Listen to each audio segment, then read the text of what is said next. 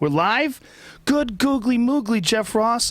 Push that fucker up to your face and say hello to the world. Hello, world. Are you taking off the, no headphones for you? I don't know.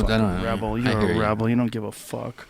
You look great, buddy. You look great as well, fellow black belt in Taekwondo. I saw a picture of you when you were a little kid. Somebody posted it up on my message board. What are you, like the youngest black belt in New Jersey or something crazy like that? Yeah. Second, yep. Second in the country. You fucking savage. You were dropping some knowledge about all of this. We started the podcast up quickly. Look at that. Look at that fucking... Wow. That's crazy. Badass little kid. I never knew that. I'm 10 and a half in that picture. Karate chopping bitches. Am I still a black belt, Joe, technically, if it doesn't fit around my waist anymore? You have earned it. Whether or not you're at black belt level or not, that's debatable. But you have earned your black belt. So you are a black belt. It's like a Marine. I love that. Once you go black, you never go back. We started the podcast up abruptly because we were talking about... Wait, one question for you. How do you think being a black belt has affected your comedy? I don't know. None. Not at all. I don't think I would have the confidence to talk shit if I didn't get a black belt early on. Really? Yeah. It probably helps something. Come on, of course. For sure, in that way. There's no doubt about it. Well, it definitely helps, like, you not be worried about confrontation as much. Well, at least, yeah. For it's sure. like having that, what do they have around Israel? Cone of silence? No. What? The dome, something dome. They have a dome? Yeah, in it's Israel? like a defense system. Oh, I see. Right. So you have a defense system. In place. It might be a little rusty and a little, in need of some tune-up, but it's there. Well, most of the time, anybody that would heckle you or think about attacking you, usually they're so fucking stupid. Like, the vast majority of hecklers are so goddamn dumb. But I've been around so many people that can kick my ass. I don't feel very confident.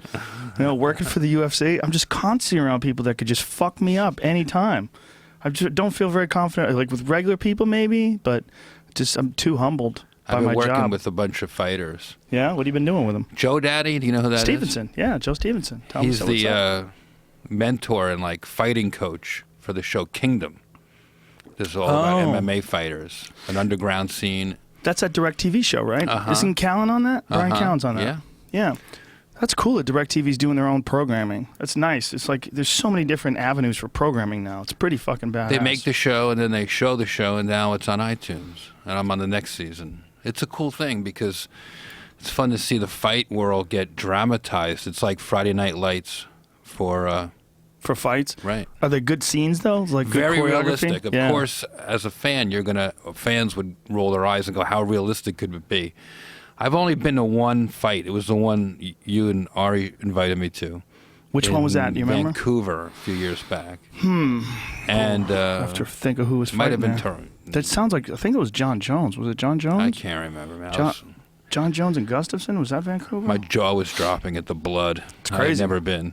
So now these fight scenes we shoot at night, so it's very realistic, and it's surprisingly authentic. It's all real fighters and boxers fighting the actors on this show. Nick Jonas, music superstar. One of the Jonas Brothers is on the show? Not one of the Jonas Brothers. Like, the guy who's got the #1 music career right now is also playing a fighter, and he's a total badass. And I know it sounds crazy, but he's ripped.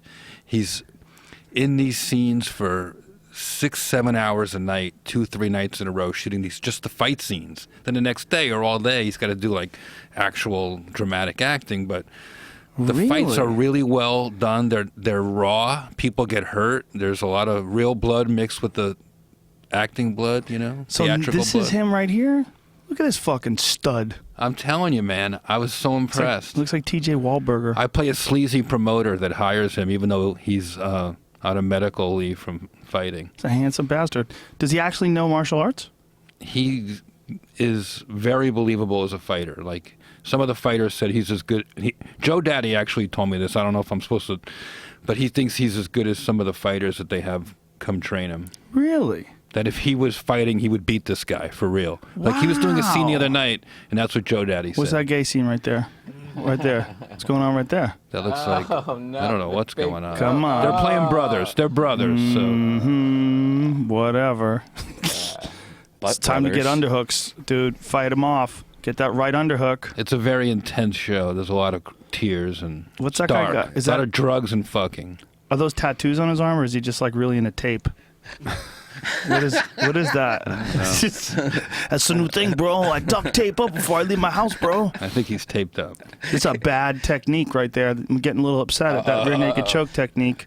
What's he doing with his right hand? Why isn't it behind the guy's head? You are not watching a sanctioned clip from the show. This is I'm watching some. manufactured, This is what I do when I'm fucking. I think you're watching this too don't long, and quite- we should start questioning your sexuality. I No, don't know I'm telling you. how many of your guests have done that, but I don't quite sink the choke in. you've started. That's how I fuck. by staring at Nick Jonas getting choked out for almost 3 minutes now. Hypnotize. It's like one of those fucking clocks. Tick tock, tick tock. Oh, I'm getting. Have you ever been hypnotized? No. I got hypnotized recently for the first time ever. It's very interesting. Yeah, this guy who Vinny Shorman has been on the podcast. He hypnotizes a lot of fighters. He's like kind of a mind coach.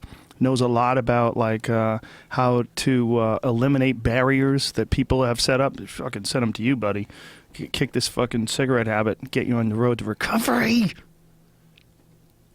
But it's very interesting because when you get hypnotized, you're aware of what's going on. You're totally aware, but you're definitely in some sort of fucking weird dreamland. Very strange. Were you completely sober? 100%. Yeah, 100% sober, sitting on the couch. Was it just an adventure, or were you trying to cure something? Well, I'm curious because I wanted to know what. Because I know a lot of fighters have used it and had very good results. Like it's alleviated a lot of anxiety with them, given them a lot of confidence, and they've attributed it to a lot of their positive performances. It's not foolproof. Better man always wins every time, you know. And sometimes fighters who don't have a mind coach will still beat fighters that have a mind coach. But I think, all things said, if you add all the different things that a fighter has to be aware of, you have to be in shape, you have to know your techniques, you have to be, you know, motivated. There's a lot of stuff going on in a fighter's head that has to be lined up properly. And a mind coach, not a bad idea. Having someone who can hypnotize you and give you like tenets to live by and pathways that you could follow that are positive. I think that's fucking super important for anybody, for fighters, for anybody. So I just wanted to try it. I wanted to see if what it does for fighting can actually do for stand-up. Did you trust this guy? Did you know this hypnotist? Like he didn't put any crazy things that you make chicken noises? No. No. No, it was just, I mean, it wasn't like, you know, take your pants off, suck my dick. It wasn't like. How do you know? I know it wasn't because I was awake the whole time. Like you're awake. It's a weird feeling, man. It's like you're listening to him, but it's almost like you're in a room and he's coming in over a loudspeaker and your eyes are closed. That's what it feels like. It's very strange. Very strange. Is there anything you could compare it to? Is it like yoga? Is it like... No, it's like a little bit like something that might happen in a sensory deprivation tank because it seems like you go into this weird alternate state, and that's sort of how he describes it. That you're actually entering into an alternate state of consciousness, like a different mind state. Very, very interesting stuff. I was always curious because you ever seen a R-rated hypnotist? Yeah. The guys that are really good. You ever see Frank Santos when he was around? I remember him in Boston. You do? Yes. He was the best. He was the best, that guy. It seemed creepy to me. Like he had the hottest wife imaginable, and he looked like a frog. Yeah, he knocked it out of the park. He was a great guy, though. I just kept looking at her, trying to think of whatever the code word was to snap her out of it. I walk up to her and just pickles. Randomly graham crackers just to see. She's like, "What are you?" I'm married to who? Wait, what? Huh? Wait, I was at a corporate party. What happened? Now I'm married to a hypnotist. He would have guys come in their pants all the time. He would. This is back when Madonna was hot. It was like the 1980s, and he had some guy, and the guy was like doing push-ups on stage, and he told him, "Now Madonna's underneath you, and she's naked, and you're having sex with her." And you could see the guy literally think he was having sex with Madonna, and he would come. Jesus. Are you going to go back, have more like sessions and like try to I would do it again. things? I would definitely do it again, the hypnotizing thing. I think I would do it again. Vinny lives in England, so he's only here occasionally. But if I found someone that was good, that was in this area, I would do it. I think there's something. You could videotape it though, right? I'd be so creeped out. I'm not scared. Me too. Yeah, Periscope that shit at least. Yeah. I'm sucking All your these dick. people watching it from their phones in their car, fall asleep at the wheel, and drive out into traffic. Yeah, they all. They'll fall asleep along with me. Wait, why hasn't like a TV show, if hypnotism does exist or like and it's true, why hasn't a TV show done that? Like have like a 15-minute opening where they just hypnotize everyone that's watching it. It's a good idea, actually. You should do it. That's how the Jonestown Massacre started. You know what? Skype hypnotizing is a way a cult. You could get a group of people to sacrifice themselves he does or do stuff. a crime. He does stuff over Skype. There's probably laws. There should be anti-hypnotism laws for more than small groups of people. I don't know if it works like that. What if Hitler was just a hypnotist and he had those big crowds? He's like, fuck it. Well, don't you think that when you're on stage and you're killing, when you're locked in, don't you think that's kind of like sort of a mass hypnosis in a lot of ways? Don't you feel like that? I like that. I never thought about it that way, but I could see that. You know how like when you're in the middle of your material and you're locked in, you're tuned into the audience is tuned into you, and they're kind of thinking like you're thinking. I feel that way when I watch somebody. If I watch somebody really good, like I watched Burr the other night, he was hilarious. And I feel like when you watch someone is really good, you're tuning in to what they do. Like you're in their head. Like they're in your head, I guess, more. And like you're just kind of like an empty vessel, and your brain is filled up with their ideas. Mm-hmm. And when someone's captivating, especially like Diaz the other night had this fucking Cosby bit that was killing me. Fucking killing me. And when he's doing it, you're thinking the way he thinks. Like your eyes are open, you're anticipating what he's going to say. You don't have any room in your head for anything else. Like you're thinking the way he's thinking. He's inside your head. He's hypnotized the entire crowd. He's taking you for a ride. Even if you didn't weren't with him, now you are. Yeah, he's taking you for a ride. He's taking you for a ride. And in a lot of ways, he's on the same ride. You know, I always feel that way too. Like a lot of ways, I've always said this, that when I'm at my best, I'm as much of a passenger as I am a driver. Mm-hmm. You know, I kind of have to make the turns and steer the car and figure out which way the bits are going to go. But when I'm locked in, I feel like I'm just riding it. Like I just have to get out of my own way. Mm-hmm. You know, don't you feel like that? I can understand being on a roll and not thinking, how's this going or what should I do? Just talking. You're as if you're talking to your buddy in the back seat of your car. Well, especially your style, too, because you like to fuck with people. Right. And so when you're fucking with people, you're coming out of nowhere. I mean, you're just pulling them out of the universe. Yeah. I remember hearing once how important, there was an article a long time ago, maybe it was in a book about late night hosts, and you have to listen. And as soon as I stopped trying to think of jokes and just started to listen and trust that whatever I said would be entertaining in some way, eventually, if I just stay in it and just listen to the other person. If a funny character is presented in front of me, if someone's boring, you might have to try to write a joke on the spot in your head. But if they're an interesting person, you could just talk to them, and eventually it's going to land on something funny. Yeah, that is a problem with some comics, is that they're so in their own head that they don't listen to the person they're talking to. I had a lady on stage in Chicago once, I was speed roasting the crowd, and gosh, she was like a really round person with a crazy yellow mohawk way over the top, and she was tiny little thing, but built like a little mailbox with a big mouth and just a funny body. And she came on, just threw herself up on stage, wanted to be roasted. And I was like, he said, a lot of people, I think I said a lot of people couldn't pull off that outfit, and you're two of them. I don't know what the shit. I'm ruining a great joke with a fond memory. But it came to you out of nowhere. Yeah, I got to remember the joke.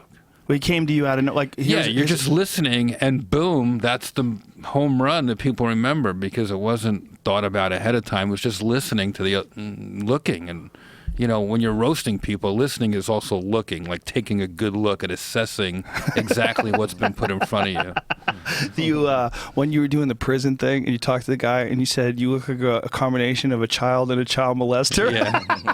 Yeah, you're the rare person who looks like a child and a child molester at the same time. And he did. It wasn't like. No, he did. You nailed it. I just try to say out loud what people normally would say behind people's backs. Hence the karate, self-defense. I do remember early instances of hecklers before I knew anything about roasting. I was just a comedian, usually emceeing, on the road or in Jersey, where you had a lot of characters.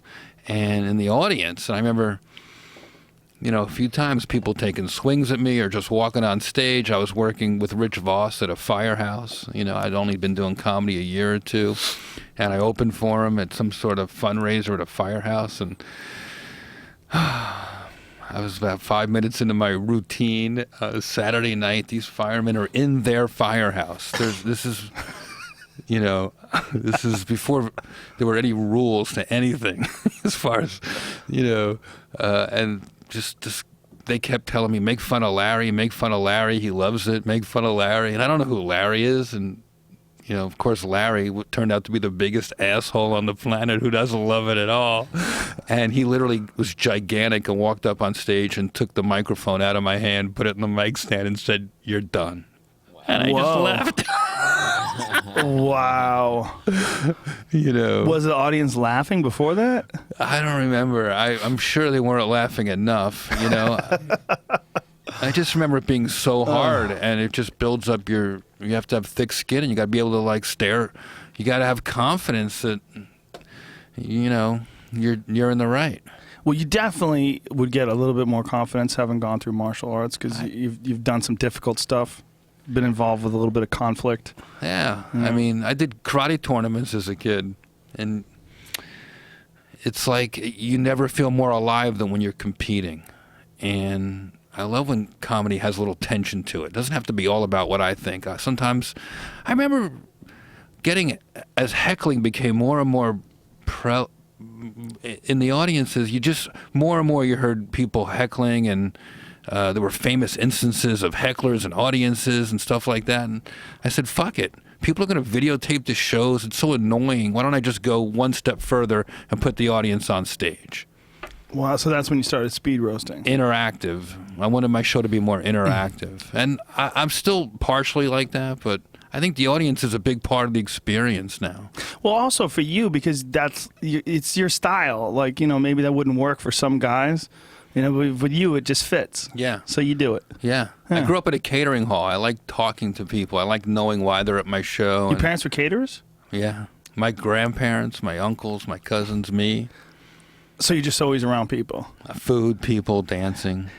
Are you a dancer? Dancing with the Stars. You were telling me that you got your eye fucked up in Dancing with the Stars? I had a scratched cornea on the last rehearsal on the first day of the live show, and went to the hospital and danced anyway. It was just, I got the lowest scores since I don't know.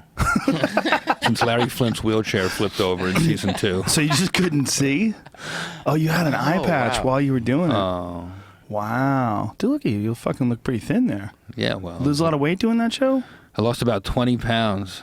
Yeah. And how much does your ego weigh? Your ego's about 5 pounds, for sure. I lost that, too. But I look good.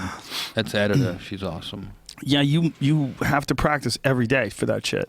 I practiced. I was in the best shape of my life. Yeah, I did. All day. I did a dancing scene with Leslie Bibb in the movie Zookeeper. We had to do this fucking crazy dancing scene, and so we had to take dancing lessons. It's hard. It's fucking hard to do. And here's the thing. I don't like it. I love it. I don't want to do it. Do you pull it out? After roast battle, we have a dance party in the back bar. Sometimes at the Comedy Store. Do you dance? Do you we dance all off? danced, like 30 people. Jamie, why is it 150 degrees in here? Any reason? Maybe let's see if those AC things work. Here, look. Oh. It's hot as fuck in here, isn't it? I do the whip. I'm sweating. I do the nay-nay. What is that? It's a new dance craze. Oh, the whip you and whipping the and nay-naying? Yeah. Do you know what it means? It means when you break your leg and you have a cast on and you take off the cast and it stinks like the stinky leg. That's what it means. Get out of here. All the kids are going crazy. What? You haven't heard of stinky leg? What do you No. do? You're not even on the mic and you're not making any sense. Go put the AC on and come back and formulate your thoughts while you're out there. That's Brian, 2 hits in. That's what happens. 2 hits in. He forgets. He just doesn't make sense to anybody but him. To him, it's totally making sense. This is so fun, dude. Thanks, buddy. Nice studio. Glad to be on the show. It's comfortable, for the right? first time. Finally. Dude, I've been asking you. You keep saying no. Well, you know. I'm just happy to be here, dude. I'm happy to have you here, man. It's good to see you. We've been friends a long time. Long fucking time. Back before you were Jeff Ross. That's right. I knew you with your different nom de plume. Liv Schultz. Yes. Back in what made you change it to Ross? It's enough is enough. Well, technically Ross is my middle name, and I'm still Jeff Liv Schultz. Like on your driver's license? Certain things. Taxes and shit. And I was on Star Search. That's why you changed it? And Ed McMahon kept mispronouncing my name. It was my first time on TV, and I was it just threw me. I was so new. I didn't know. I just couldn't handle. Please welcome your challenger, Jeff Lifshitz. And I'd come out for my 3 minutes, like all frazzled, trying to make my family proud. I'd never been on TV, so now their name's wrong, you know. So, and they also had to use a smaller font on the screen when they introduced me, and it made me crazy. Jeff Lifshitz. It took up the whole. Oh, right. So on the flight home after I lost, I said, I got to do something. And I just started using my middle name, Ross. Named after my great-grandmother, Rose Lifshitz, who was the greatest caterer in New Jersey. It all comes full circle. Well, it's good, too, because it's the same letters. Jeff Ross, the same amount of letters, 4 and 4. Bam, bam. And that only started. Solid. Yeah, it feels good. Solid. I like it.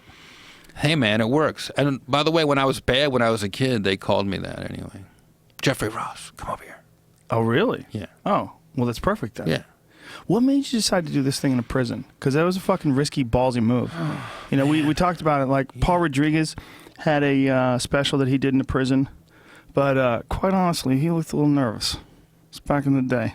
Looked a little nervous. This was many years ago. Yeah. He did an HBO special live from a prison. So that's your critique, that he looked nervous in a prison? Of course. course. A little nervous. Well, this is because you didn't look nervous. Oh, well, you didn't watch carefully enough, because I was fucking nervous. I can hear myself stuttering, and I can see myself shaking. But you were pretty remarkably relaxed for the fact that you were roasting prisoners. I mean, you were having fun with it, man. It was fun, and you even speed roasted them on stage. So you turned your back to these fucking guys. Yeah. Like, did you know who they were or what they did? No. You had no idea. No, but I thought it would be disrespectful not to do it like I do a normal show. Right. No, So you did I it didn't perfect. know a lot about them. I just tried to be in the moment and learn about them as I went along, and I learned a lot, you know. Well, you wrote something. Was it for HuffPost? Is that what you wrote it for? Yeah. And I read it, and then I retweeted it because it was fucking really powerful, man. And that's one of the things about. Here it is. I went to a Texas jail to roast the inmates to hear what I learned about incarceration in America.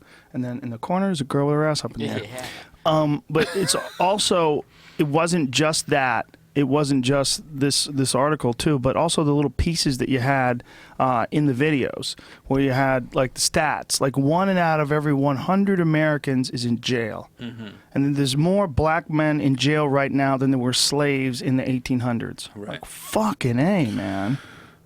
It's an emergency. It's an embarrassment to America when you think about that. If that many people are in jail, and you know, it is. The one good piece of the positive news I saw is that they're commuting some sentences of non-violent drug offenders. You know, it'll only be in the hundreds. 65 so far. Obama's done, or what I saw the other day in one article at least. Yeah, so enough. Maybe there's some hope that, I don't know. I do feel like the roast helped people talk about it in a way that is a little more accessible, because it wasn't something I knew a lot about. And as I started writing, I really just wanted to roast criminals. I thought it'd be funny. And as I started writing the act, I did a stand-up act for months in just to acclimate myself and then have an act that would kill in front of people that are locked up right now. I learned so much, and that's what I think is the greater good for me, is that not only did I make them laugh, but I got something out of it too. I mean, it's embarrassing that we have more people locked up in America than anywhere else in the world. And we're supposed to be a free country. And the reasons why they're locked up, that's what's fucked up. And also the idea that like someone in this world can't fuck up, you can't make a mistake. And if you do make a mistake, then you get locked in a cage. Especially a mistake if you're thinking about someone who's coming from a really poor background, who needed money, took a chance and sold some drugs. And that's it. And then you're locked in a cage. And that's, I'm sure, a lot of the people that you were talking to, a lot of people that you were looking at, they were in there for some sort of nonviolent drug crime. That's right. It's a big percentage of our prison population. And when we were in the parking lot of the Comedy Store, we had that conversation about it. It's pretty obvious that it. I don't know if it changed. Could I say it changed you, or it certainly affected you in a big way, man? You were really taken aback by it, and just the sheer numbers and the experience itself. Everybody in there is a human being. You know, you look at those orange jumpsuits on the news or on lockup, and people are just getting tossed around and pushed around. There's parts of jails that even I didn't get to shoot in. You know, in the 70s, hundreds of thousands of beds in mental hospitals just closed down. This is the way we run mental illness in America changed in the 70s. So now the jails will become de facto mental hospitals, and these jailers have to babysit people that are crazy, and that's not what the job is. And these places become very complicated to run, and we just lock these people away. They come back over and over and over like human dust. We forget about them. If we lock them, we put them over there. We don't have to think about them. But the food sucks. Solitary confinement is barbaric. You know, we should just sort of be talking about, that should be the biggest thing they talked about in that Republican. I hardly heard anything about prison reform. It seems to me like this is an emergency.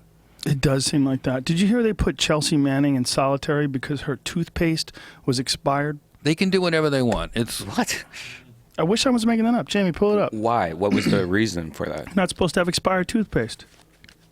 She wasn't brushing her teeth enough. It was just one of those things where they had a violation. They fucking hate this girl who used to be a guy. If you don't know the whole story, she is the artist formerly known as, what was her original name?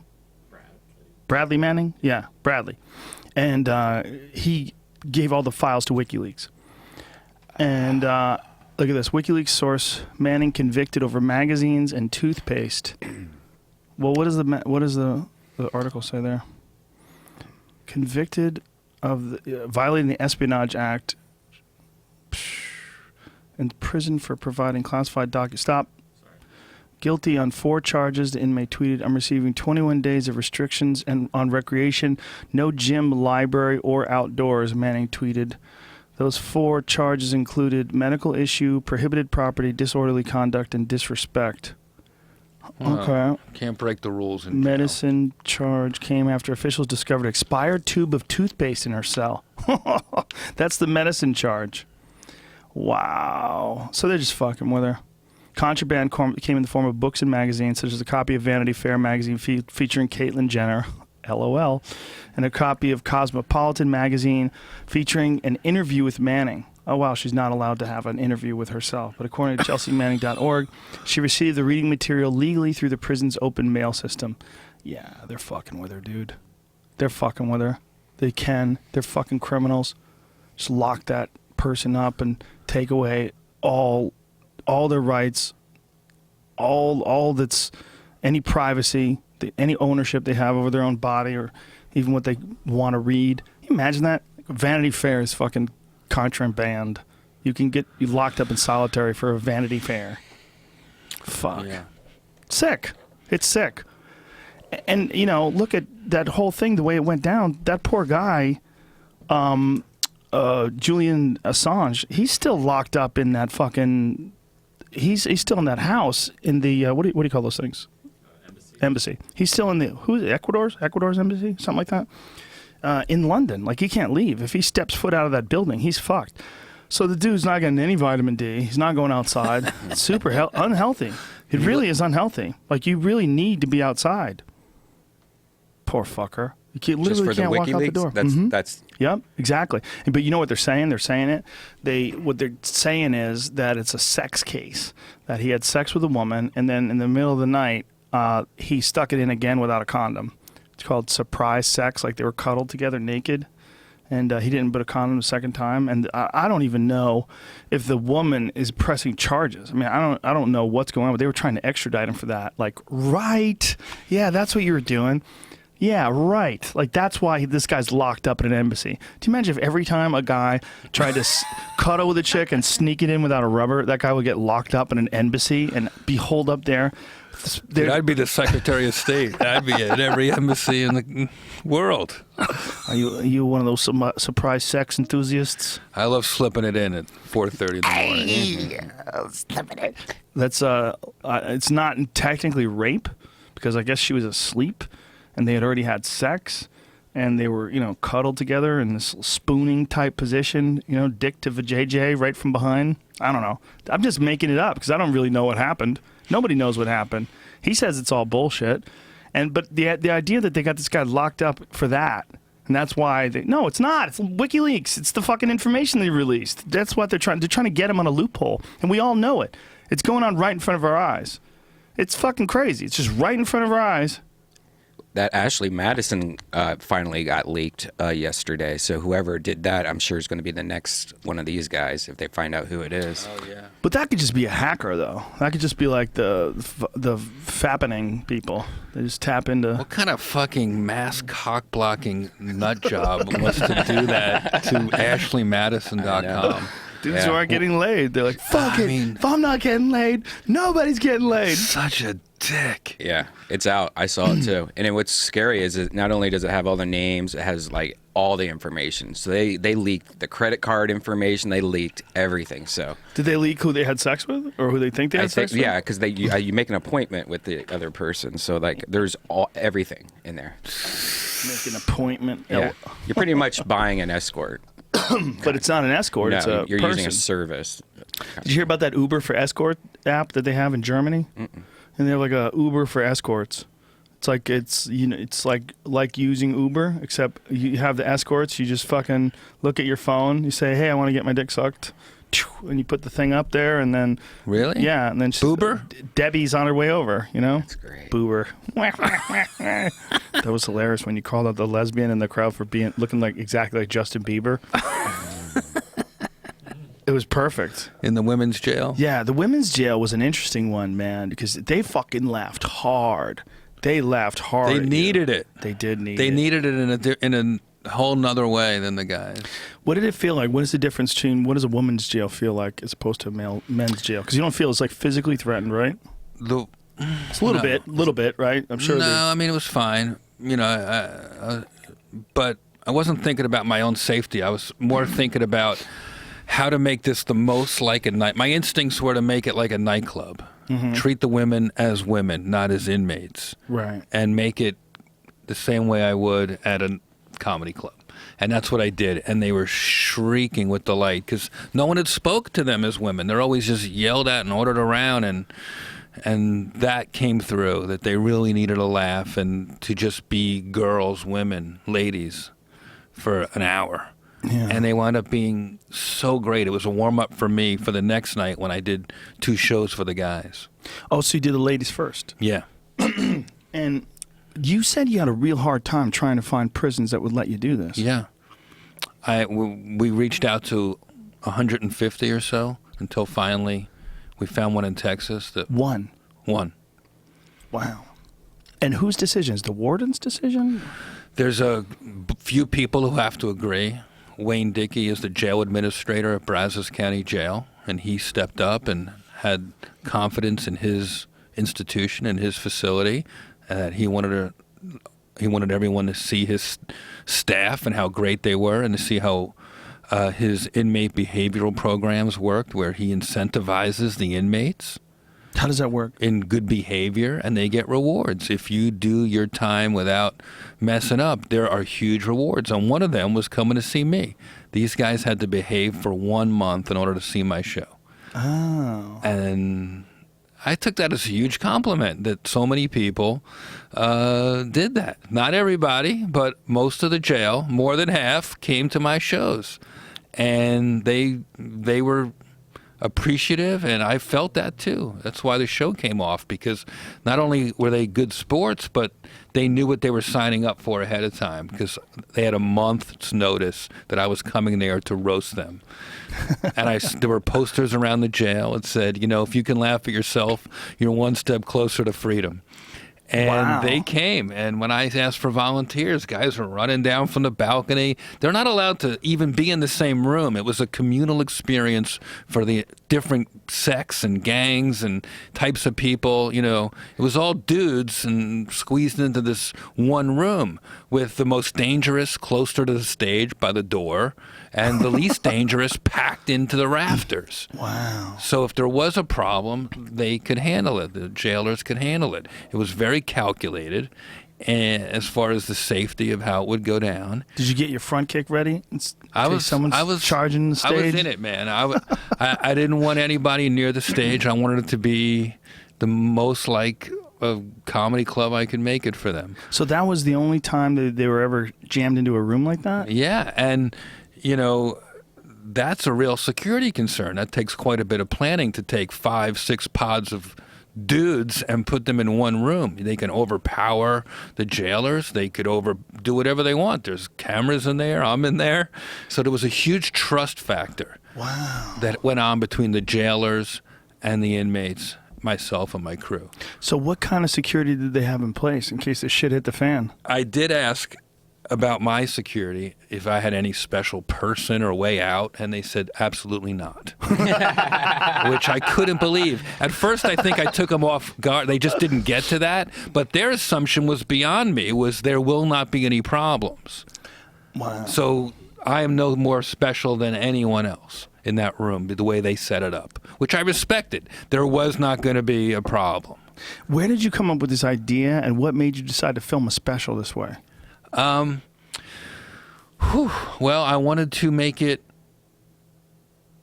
purposeful. I wanted to learn something. Really? I wanted to initially think of the funniest thing, which would be crime in America. And I talked to a lot of people. I'm friends with Tony Hinchcliffe, Mike Ferrucci, George Reinblatt, my cousin Ed Larson. We just brainstormed and tried to think of the funniest, craziest shit we could do.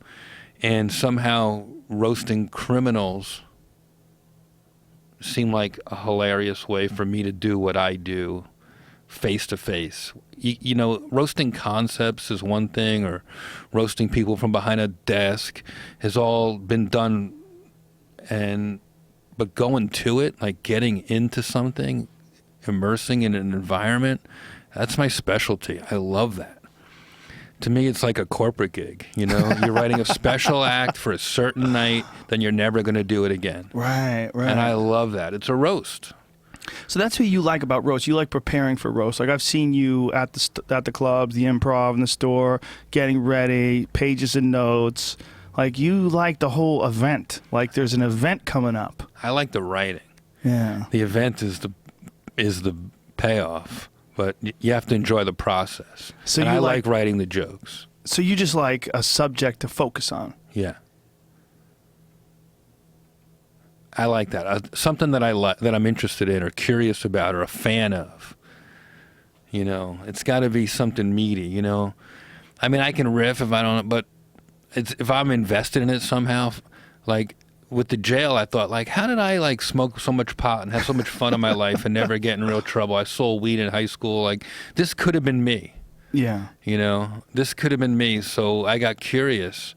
And as I get personally curious and invested in something, I can start to find the hypocrisies that go into it and how the humanity can be lifted out of it. And I started to see that this is a sad place, and it's kind of like doing a USO tour. And I told that to the jailers when I met with them. I had to go down there and ask permission a couple times. And they had to trust me, you know, that I wasn't there to humiliate anybody or expose anything that was not just, I don't know. I didn't have an agenda. I was going to make it real. I was really just going to go there and see if people had a sense of humor. It was simple. And as I got into it, I realized how lucky I am that I never got in real trouble, that I never got busted for anything, and that if I had, I'm not sure I would have survived. Well, especially if you were selling pot. Right.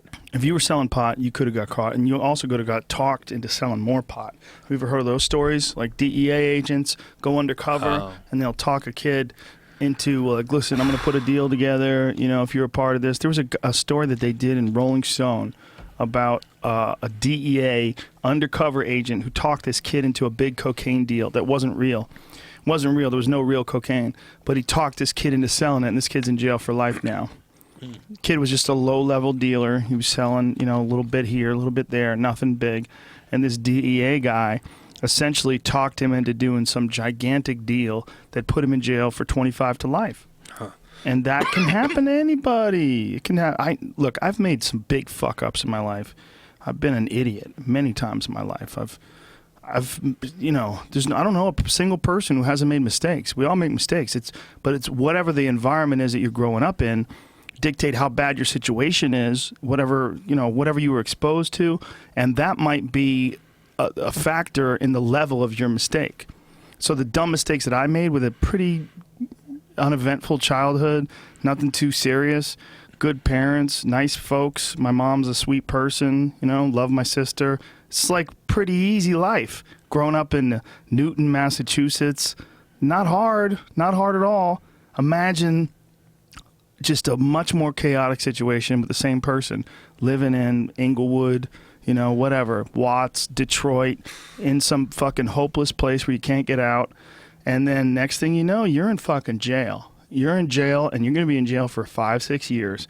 And during that time, you go from being 21 to 26, and now you're getting out, and you're a man, and you're a convict. You can't get a fucking job, and you're just trying to figure out how to scratch and survive.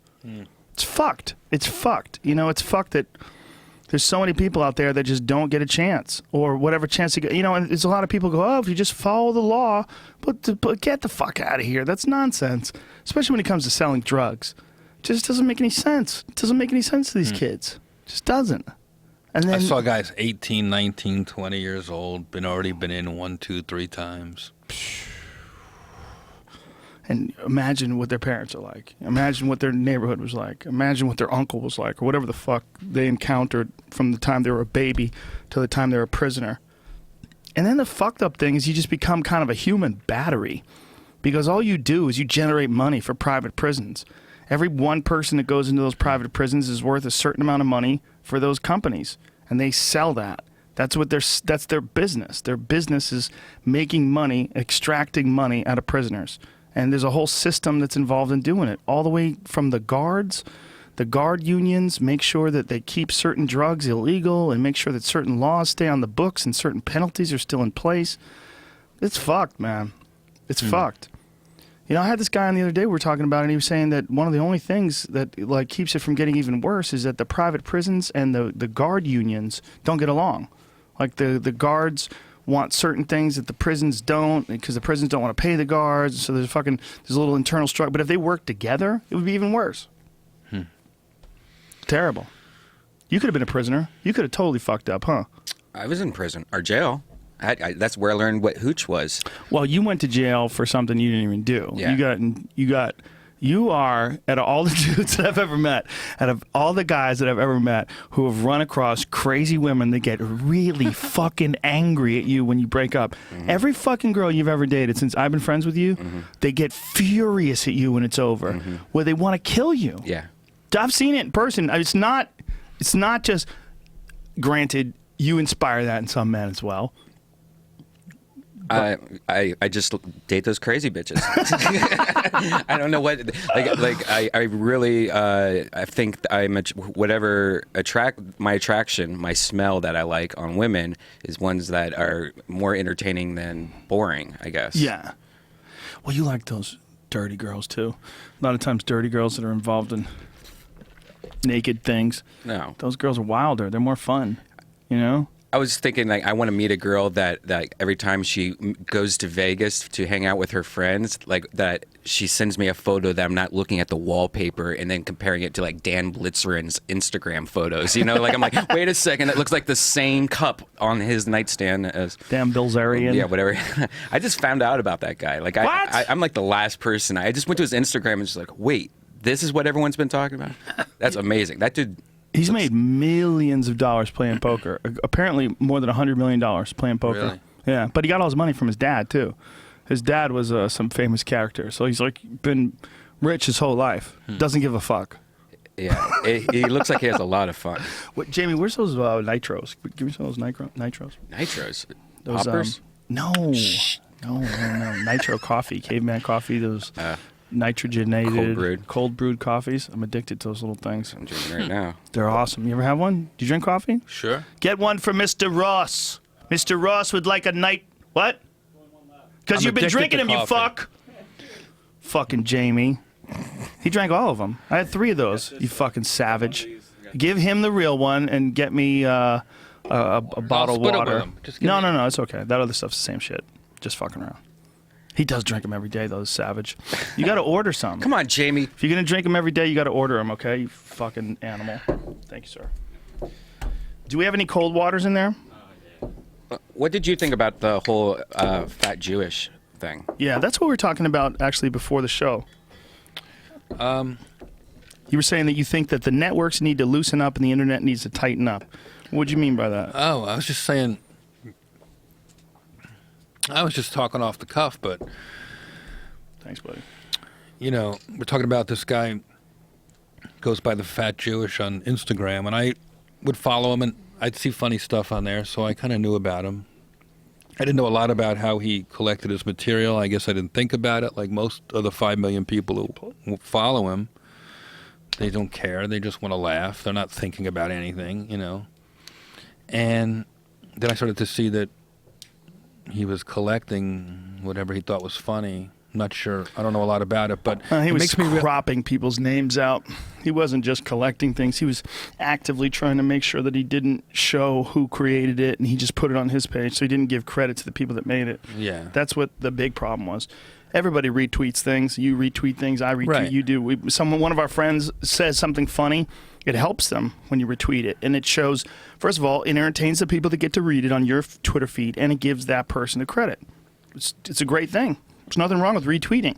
I think if he did that, he would have the same amount of people. If he Right. really was a true aggregator, like HuffPost. They credit everybody that they use. Yeah. So what I'm but saying HuffPost is an aggregator. That the internet, my entire career, like I've never made money off all the millions of clips that are out there, Right. millions of views, and people are always shooting comedians. Comedians get annoyed. Our material, you see a lot of comedians want to shut down phones at their shows because they don't want their half-written jokes on the internet, or they don't want their fans to see their material without having to pay for it, either live at a show or buying their specials online. So I go, well, it seems, and TV seems restricted all the time.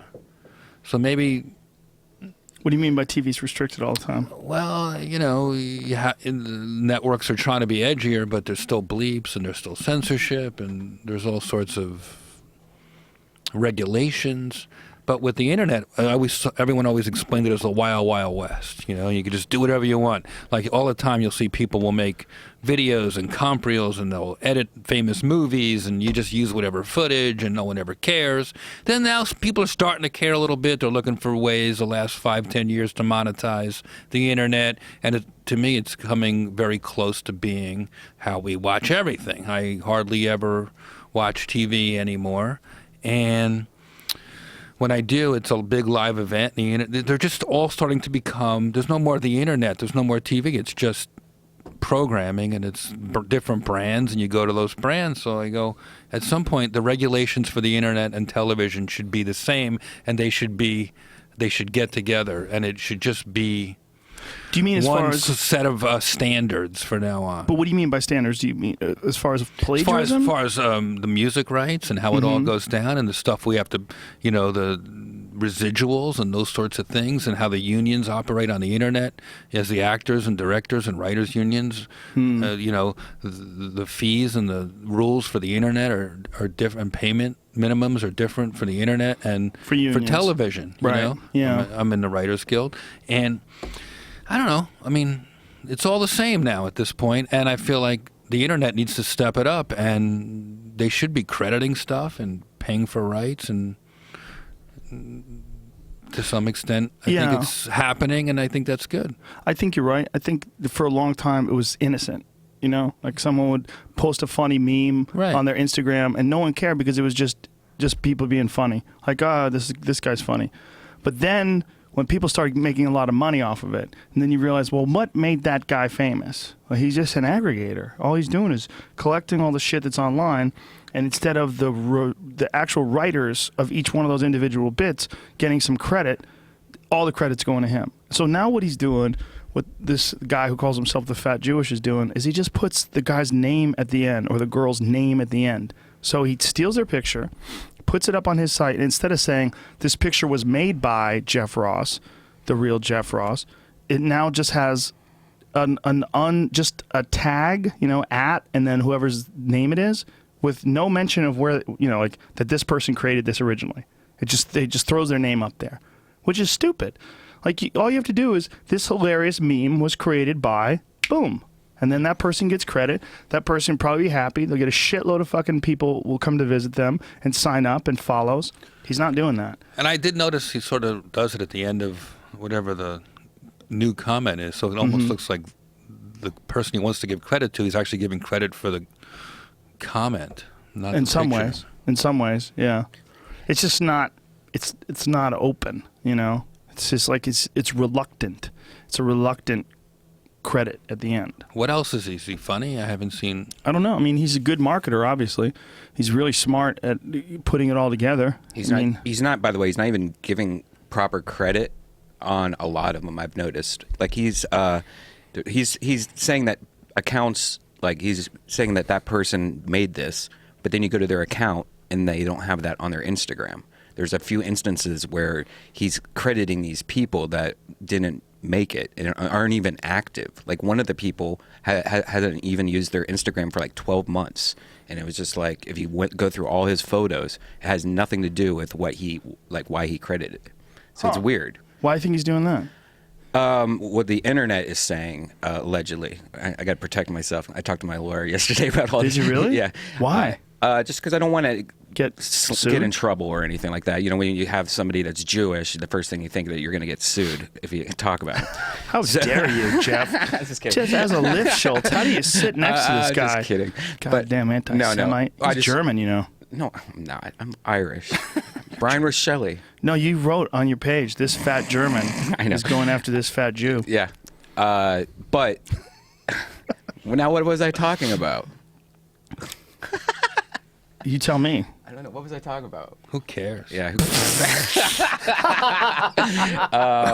You were talking about him not giving credit. What the internet is saying is that that he has these interns supposedly that are half the accounts that he credits. So he has his intern take it from somebody else and put it on his account, and then he credits his intern so that it's still in the family. Like he's not. You know what I mean? Yeah. Okay. So it's kind of like a loophole. That's a big allegedly. You don't have any information about this is that. just what the internet. Like, what is the internet? Which forum are you going Reddit, to? There's a Reddit forum. I think both of them are on Reddit. Okay. And there's another website that's doing it also. But if you just Google him, there's a lot of message boards that have been talking about him for years and breaking down everything he's stolen, and it's very interesting. Doesn't he call himself a curator or something on his Instagram page? Isn't he sort of saying this is what I do? Is that what he's saying? I don't know. We should say though, because somebody posted this yesterday, that we were talking about that girl. She's really funny. We were saying, what was her name again? Pistol Sherman. Oh yeah. Yeah. People said that she has misappropriated people's stuff as well. I don't know how that works though. Yeah. I don't know if it's true or not. I think she is. I think she's kind of admitting that she has definitely put some stuff up that somebody sent her that she thought was funny. But I think she said 80% of the stuff is hers. But you know what I mean? A lot of people, they're just finding memes that are funny and they put them on their page. Right. It's kind of innocent in some ways, right? That's what I mean. The internet is, I don't know, it's for amateurs or something still. We got to figure out how to make it. But how do you, or Brian rather, did a great job of actually finding the original image and finding the time the original image was posted in the day. And that's how he credited people. And that's how he actually discredited a couple of people that originally were trying to claim that they came up with it first, but it was proven that somebody else had posted the exact same image, the exact same text before them. Mm-hmm. Yeah, it's kind of sucks because if we want regulations, if we want to change how it is now, what it's going to happen is it's like when you have a YouTube video and it detects that there's copyright material in it. So now anytime we want to post like a photo on our Facebook or tweet something, we're going to have like a block, and we kind of don't want that. You can't fuck with the internet, man. Right. They find you. They find you. When you try to sell them a plate of bullshit, people find you. They just figure it out. You can't get away with it. You just can't. Do you see the Asprey thing? Look at this. Dave Asprey put up a photo. Oh yes, of his stomach. Of a fake stock photo of someone else's abs shredded, and said, you know, this is my stomach after 4,500 calories a day and no working out. And it's like, just a stock photo. It's a stock photo, and he's trying to say that his bulletproof diet gives you that. In his defense, if you click on the link, there's an actual photo of his actual abs that Jamie thinks are photoshopped. Allegedly, Jamie thinks they're allegedly photoshopped. Allegedly. Let me see it, Jamie. You don't even need to see it. Let's not even pull it up. But it's the same thing. It's the same thing. You can't fuck with these people. If you're blatantly bullshitting and stealing, they're gonna find you. That's gonna find you. That's really funny though. Like I should. That he did that? Yeah. Like I've been working out and just post like that guy has muscles everywhere. If there was really a way that you can get a body like that guy's without ever working out, you would have to be some sort of a genetic manipulation. You have to be some experiment. That's not just abs. That guy has chest muscles, shoulder muscles. It's a guy that trains probably on a daily basis. The fact that he would put that picture up is just so crazy. It's funny. He's so crazy. It's so fucking nuts. People are out of their goddamn minds. They really are. And the internet, it's just, it's gonna fucking expose that shit. It just takes a matter of time. That's why you got to go see shows live. Stand up, you mean? Yeah, I Fuck put yeah. less jokes on the internet than I used to. I put less jokes on Twitter than I used to because I want my best material for when you come see me live, and that's a much more unique and exciting experience. People get mad sometimes if you talk about something on the podcast, even if you bring up the subject and then have a bit about it on stage. Oh, you were talking about that on the podcast. Like, really? Do you not want us to talk about funny shit on the podcast? Can you allow us to come up with ideas spontaneously on the podcast and then talk about them on stage as well? You fucks. Yeah, I've done that before. God damn it. That's just, they want to know that. Well, they just want to fucking let you know that they're listening carefully. Talk about that already. Don't you think, though, that it's good, though, that they keep you on your toes? I think even with the hypercriticism, like, you don't want to dive into it. Like, you don't want to just, like, do a Google search on your name, find out all the people talking shit about you. It's not good. But knowing that they're there probably gives you an edge, keeps you sharp. I can see that. I think so. Keeps you sharp. I try not to read the bad comments. I try to stay away from the haters and stay positive. Well, you try hard, though, and you work hard at what you do. It's not like you're slacking off and someone's coming along and calling you on it. If they're saying some mean shit, they just don't like you. They might not like your style. There's going to be people that like, him or like anybody. They like a certain style, and they don't like your style. Or they do like your style. They don't like somebody else's style. They're not right or wrong. They just have their own taste. No, they're wrong. Everyone likes my style. When you read it, though, some of them are so fucking mean. And why is that? It's because they want you to notice them. They want to make you an block impact. People? Sometimes, yeah. If they're out just rude and mean. Why? Why would I? What am I? Argue with them? I ignore them. I don't You don't want even to block them? No, because then they know you saw it. Who cares? Who cares? Why do you care if they know? I don't want them to. But I just want them to float in the sea and not know. But you did see it. Yeah. So why acknowledge some piece of shit? But then you can just keep doing it. You're gonna get Twitter bombed now. They're gonna bomb you. Real with Jeffrey negativity. Ross, bring it on, motherfucker! Oh, Jesus Christ. Shit! I'm ready. What are you gonna tell me? I don't already fucking know, you motherfucker. What are you gonna tell me? Real Jeffrey Jesus Ross. Christ! They're so aggressive. Come on, bring it on. You think I don't know I look like Bruce Willis drowned? Bring it on, motherfuckers. I'm ready for some. Bruce Willis wish he looked like you right Roast now. me on my Twitter right now. Bruce Willis looks like shit. He wishes he looks like you now. Poor bastard. I just spent a week at the beach. This is as tan as I'm ever going to get. You look good. I feel very healthy. You look vibrant. Thank you. What are you gonna say? I've toned it down more on Twitter than I used to, like making fun of people or like attacking people, on Twitter. I used to be, I think, back in the early days of your message board and stuff, we used to have like kind of fun, like having online battles with people. Flame wars. Flame wars. That's what we used to call it. We used to call it flame wars. Yeah. Those were fun. Yeah. They were fun, but too many people jump in now. The other thing is it's not just two people going back and forth. It's a bunch of people that would decide that they're on the other guy's side or this guy's side and jump in. Like, you get a lot of that now. There's a lot of what you see online when there's any sort of a debate about something is pile-ons. There's a bunch of people who pile on one side or the other. I tweeted something the other day, and this guy's he might go to jail in Canada because he's been tweeting at this girl, and apparently there was like some agreement that he wouldn't tweet at her anymore, but he used to be on her side. I think he actually even did some artwork with her, but she's like this radical feminist, and and she took him to court. Like, she called the police on him. This guy was harassing her. And it was even sometimes she would write something about him, and the fact that he responded to her about him, she was saying he was harassing her, which is kind of hilarious. But all I did was, there was an article and a video, and I retweeted it because I thought, oh, this is interesting. The exact title of the video is what came up on my tweet in the exact same order, because I just went to the YouTube thing where it says share, and I tweeted it. I didn't put any commentary. I didn't have any editorial control over it. And so many fucking people were angry at me, saying that I'm a misogynist and why would I post this, and like, it's a woman in the video, an older woman in the video, who's talking about this case. So it's a woman's video about a woman who's suing a man, and the man might go to jail because the man was tweeting at a woman who didn't want him to tweet at her. This is crazy. So but weird. But I looked at the comments, I was like, Jesus Christ, like the fucking mean people piling on and angry at me that I tweeted this. I guess you could kind of think that maybe this is my opinion instead of me just sharing something, but I share shit I don't believe in at all. I'll share some flat earth shit or some Bigfoot shit or I'll share nonsense. I'll retweet people that think the earth is less than 10,000 years old. I do that all the time. This is one dummy that I follow. I retweet him. Well, I don't retweet him anymore because I don't want him to know that I follow him. But I do read his shit. It's just so ridiculous.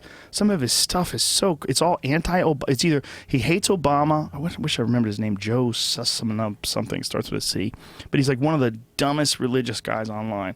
And everything is like either anti-Obama or anti-evolution or the earth is, whatever they think it is, 4.6 billion years old. He's convinced it's less than 10,000 years old. And he's a real guy.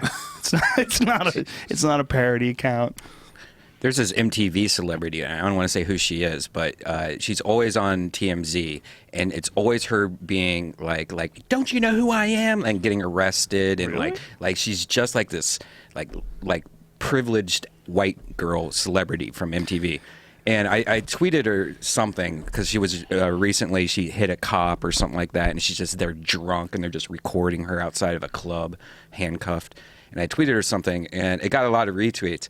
And last night I was at this thing, and she was there staring me down. I'm like, this is it. I can't do this. She's going to attack me right now. And that's one of those things that I wish I never tweeted that, because now she knows, like, She's an enemy. Yeah, she's an enemy for no Yeah. reason. Like, it was just me like, dude, I should have said that, to myself instead of tweeting it. Yeah, you could do that. You could definitely create little enemies, by tweeting something you think is going to be funny or going to get a big rise. Right. And then, you realize, especially if you get high, right? You get really high and you go, why am I doing this? I'm creating enemies. What am I doing, Jeff? I always put it in my notebook and just wait till the morning Yeah. and then decide. That's a good move. You But delete? sometimes you got to be on the ball. You got to be the first one to attack. Yeah. Those days are over. Who cares? I took 2 hits today and went to yoga and was breaking down my whole life in that yoga class. Oh my God. The things What'd you I get figure out? upset about, things I don't get upset about. I need to be nicer. Just calm the fuck down. I'm too worked up. I think I'm doing too many things in my life. I really think that. That's what I'm thinking. I'm thinking I'm under too much pressure and stress. And even though I'm cool about most things, like there's certain times where I have a perfect reaction to something. Like I always bring up this time where the guy hit me on the highway in my car, fucking texting, rear-ended me, smashed into me. but I had gone to yoga that day, smoked a little reefer, felt great. I loved the world. I got out and I was fine. I wasn't hurt. I wasn't even mad at the guy. I went over to him and I go, "You okay?" And he's like, "I'm sorry, I fucked up." I go, "It's okay. We all fuck up."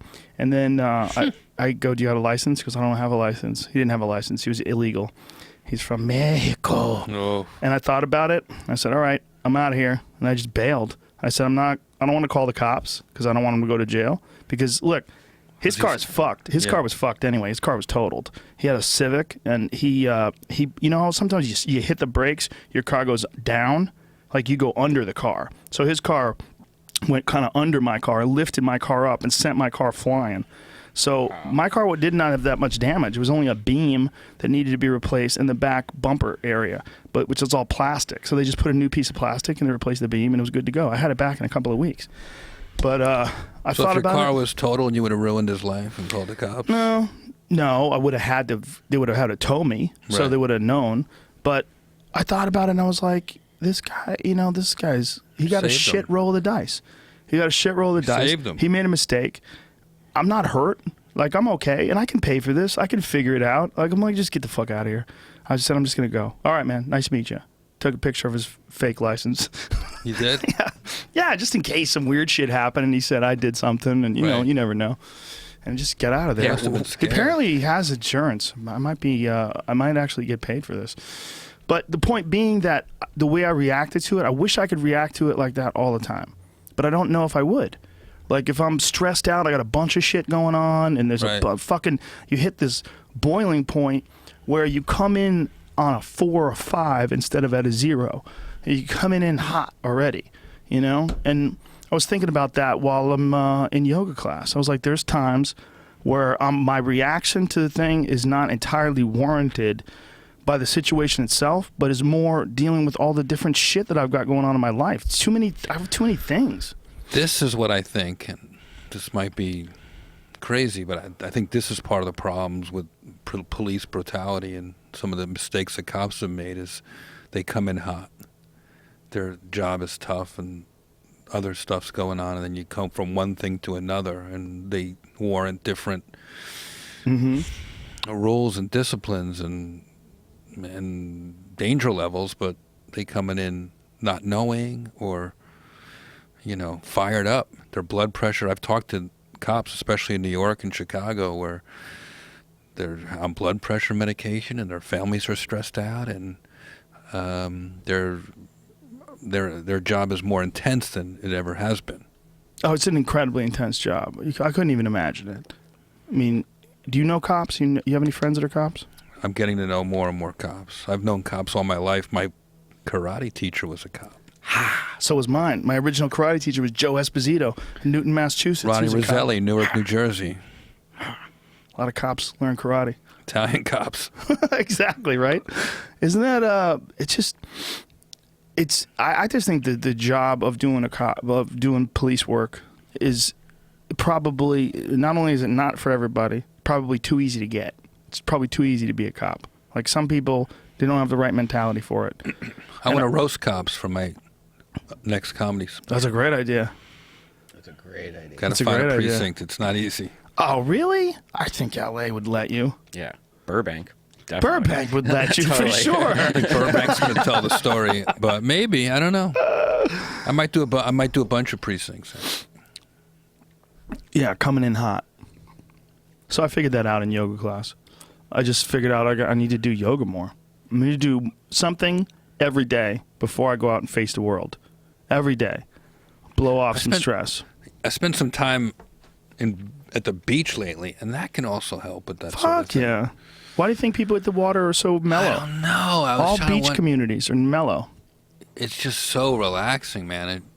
It's also great. humbling. Did a week at the Jersey Shore and a few days in Malibu, and it just... We had some shit fixed in our kitchen, and so I rented a house for a while in Malibu. I would never buy. I don't think I'd buy a house like on the water. I think it's fucking crazy that waves come in. You never know when they're gonna come in. I went out at night by myself down to the water. It was scary. dark. Scary. I felt like you're having a trust with the ocean. At any minute, it knows it could just swallow you up, but instead just creeps up to your feet and just says, hi. Well, it's I was like, bam, at any second. staying a rogue at this house that had 2 floors, and one floor was above the water, looking down, but the first floor was like the water would go right under the fucking bedroom. Like you would see the waves come in and you would hear them crash underneath you. And it was dark, and I'm looking out this window, and I was high as fuck. And I was looking out this window. I was like, oh my God, this is I can't sleep here. I was like, this is nuts. And I know that this fucking building's been here for, who knows, 10 years, whatever. And I know that a lot of the houses have been there since the 50s. There's pictures. It's like there's one of those restaurants down there that has these old black and white pictures on the wall. But when you're there at night, it looks like a monster. In the day, it's like this beautiful friend. In the day, you look out there, like I'd have breakfast, and I'd sit down this little table, look out the window, and eat eggs. I'm like, God, this is amazing. Look how beautiful it is just to be like next to this alien world, this beautiful alien world. And I'd see sea lions or seals or whatever the fuck they are, and birds. And occasionally you'd see a fish splash around. But like, this is so beautiful. But at nighttime, goddamn terrifying. Yeah. But it's humbling. I think that's one of the reasons why people that live in beach communities are so nice.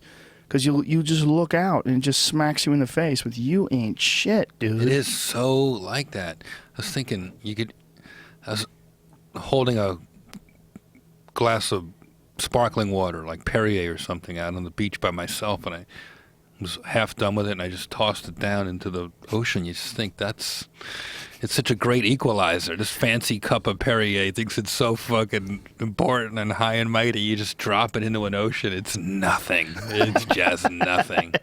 It makes no impact. Nothing. You know. All beach communities are filled with mellow people, right? Pretty much. I've never heard of an aggressive beach community. Long Beach? Nah, that's like Snoop Dogg's neighborhood. Architects, builders, contractors could spend 10 years building a skyscraper, the most beautiful.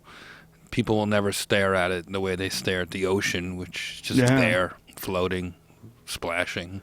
Well, it just gives you this feeling of like it's a totally different world in front of you. All right, Jersey Shore, no one's cool there, right? Like that's they're not even paying attention to the water. They're just doing steroids and fucking.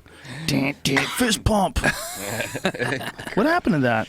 How come that show went away? I don't know. We should bring it up. I think it's Hurricane Sandy. That's what did it? Oh yeah, that's right. Did it? No. Yeah, No. that beach is fucked. No, people just got tired. It's bouncing back. I was just down at the Jersey Shore. A lot of construction happening, a lot of activity, a lot of people out having fun at the boardwalks. It was great. Yeah? Can't wait to go back. I used to do gigs out there. I used to do gigs for Bob Gonzo. I was on always had- vacation down there. I didn't even Really? do it. I didn't get on stage once. The beaches are beautiful and the weather was perfect. The water was just as warm as it is here. Don't people have a bad opinion of the Jersey Shore, though? Don't they think of it as you go there, it's just a bunch of orange Guidos fucking It's and not beating like the shit that. out of each other? It's not like that. Maybe it's evolved, or maybe that was just a show, showed it in a bad light, but it was great. There's that show, This Old House. They did a long special about rebuilding the Jersey Shore, and it's really interesting. That's what I thought. Also, it was just like this Myrtle Beach spring break thing the whole time. But no, it's very beautiful there. Well, my uncle lives there. My uncle lives on Jersey Shore. He just sent me some driftwood. He's an artist. He sent me some it's shit he gorgeous. does with It looks driftwood. like the Hamptons or any fancy, beautiful beach. It's back. It's Doesn't- bouncing back. Doesn't Artie have a place down there? I was there last Yeah, I weekend. saw a picture of you guys together. And he has a beautiful house right on a lake. I mean, he has the dream. He has a lake? You walk into Artie Lang's house in the Jersey Shore, and if he didn't tell me he lived there, I would think like Mary Lou Henner lived there or something. It's immaculately decorated, perfect nautical themed, white pillows everywhere. There's no chance. And he's like, yeah, my sister's a designer. She did everything. I'm like, all right. So does he stay there all the time or sometimes? I think he's there most of the time, and he has his whole man cave with all his Thurman Munson themed memorabilia. He's just the best. And he's got a place in Manhattan too? Is that how he does it? I think he lives a place in Jersey, at like Hoboken, right near Manhattan. Oh, that's right. Yeah. Artie can't leave New Jersey. That's hilarious. No, literally, he has like a bracelet on his ankle. He got visibly upset when I told him that I don't follow sports. Like you could see him, he was like, "What?" like I was less of a man in his eyes. Really? Yeah. Yeah, you could see it. There's guys that are fucking crazy sports fanatics. When you tell them you don't give a shit about sports, the only thing that saved me is I'm actually a sports commentator. Right. So I'm kind of, you know, I don't fall into the hippie, hipster, whatever category that he would hate the most. But he was disappointed in me as a man. Really? That's strange, but I guess He's a he fucking does nut. love sports, man. Loves it. Well, he had that sports show that he was doing for a while with Nick DiPaolo. I'm getting more into it. Sports? Doing a fantasy football app. Get the fuck out Quick of here. Draft. An app? Comes out in a few weeks. Really? Yeah. You're producing an app? I'm like the voice spokesman of it. Look at you, you Making fucking funny animal. videos. That's a good idea. Play fantasy football and talk shit with your friends. Do you know football? Do you understand it? Of course. Really? I played high school football. Yeah? What's that guy's name with the giant arms, Jamie? You know that? Popeye? What's his name? LaRon Landry. Follow me down. Do you know who he is? I'll show you a picture. Do you know who he is? I think so, yeah. LaRon Landry.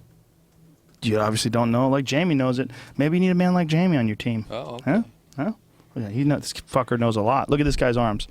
He showed me this yesterday. Oh Jesus! Get the fuck out of here. What is that? He said the dude's been busted a few times for steroids. I said no way. He's holding obviously- steroids. How does No, he even get this the is- shirt on over that thing? He just does it. Shirt scared. Shirt just goes over. Okay, man. Jesus Christ. Wow. Scroll up. What is that one with him holding the camera up? He's got the phone up to the far right. Yeah, look at that. What the fuck is that? Jesus Christ. That is an enormous human being. They didn't even make people like that 100 years ago. Yeah, he's a safety too, so those guys are tend to be a little smaller than like a linebacker or a lineman. How much does that guy weigh? How tall is he, rather? I'll find his stats, but Yeah, find his stats. If it depends. I mean, he could be like 5'7", and he'd still be 230 pounds. Wow. Built like that. He's a fucking giant. He's beautiful. You like it? 6 feet tall, 220. He's just an ape, filled with fucking testosterone and fury. God damn, that's an athlete. That's about as strong an athlete as you get. Human beings, they're like, you know. You would have made a great slave auctioneer back in the day. Look at them that way. Well, we're all apes. I'm an ape. You're an ape. We're apes. It's what humans are. I'm just saying the way you break down a person's physical appearance. That's what I do. I'm a sports commentator, if you remember. Full of thick testosterone. That guy's that is a silverback. That's a silverback gorilla. Look at the yams on that guy. I mean, you never had a human being that was built like that 100 years ago. This is an entirely new era of humanity. Like, you look at those Greek statues, those were exaggerated, and that was the best they could imagine in their head. Those guys are pussies. Every one of those Greek guys. Those guys, they look like they barely work out. You know, like the biggest stud Greek statue. Like, how does it compare to this guy? Not even close. Yeah. Show me a Greek Show David. statue. Show Show David. me like the best Greek statue. Zeus? Like the most muscular of all the Romans or the Greeks. It's just some fucking animal. I want to see what it looks like, because I guarantee it didn't look nothing like that dude. They just didn't even know that people were capable. Small Like, look at dicks these. back then, also. Well, that's actually pretty big. That guy's pretty yoked. He's pretty studly, except for his little cock. I wonder if people really did have little dicks back then, or if they just made them have little dicks so that everybody looking at the sculptures didn't feel bad. Because, like, look at that guy's dick. That's an enormous man with a fat guy's dick. That is like a mushroom cap, and the guy looks huge. That looks like the Hulk. I take back everything I said. I take back everything I said, though, because that guy's giant. Look at the. Is that real? That guy's back? Is that real? Come on. Yeah, they were really fit, man. That's real?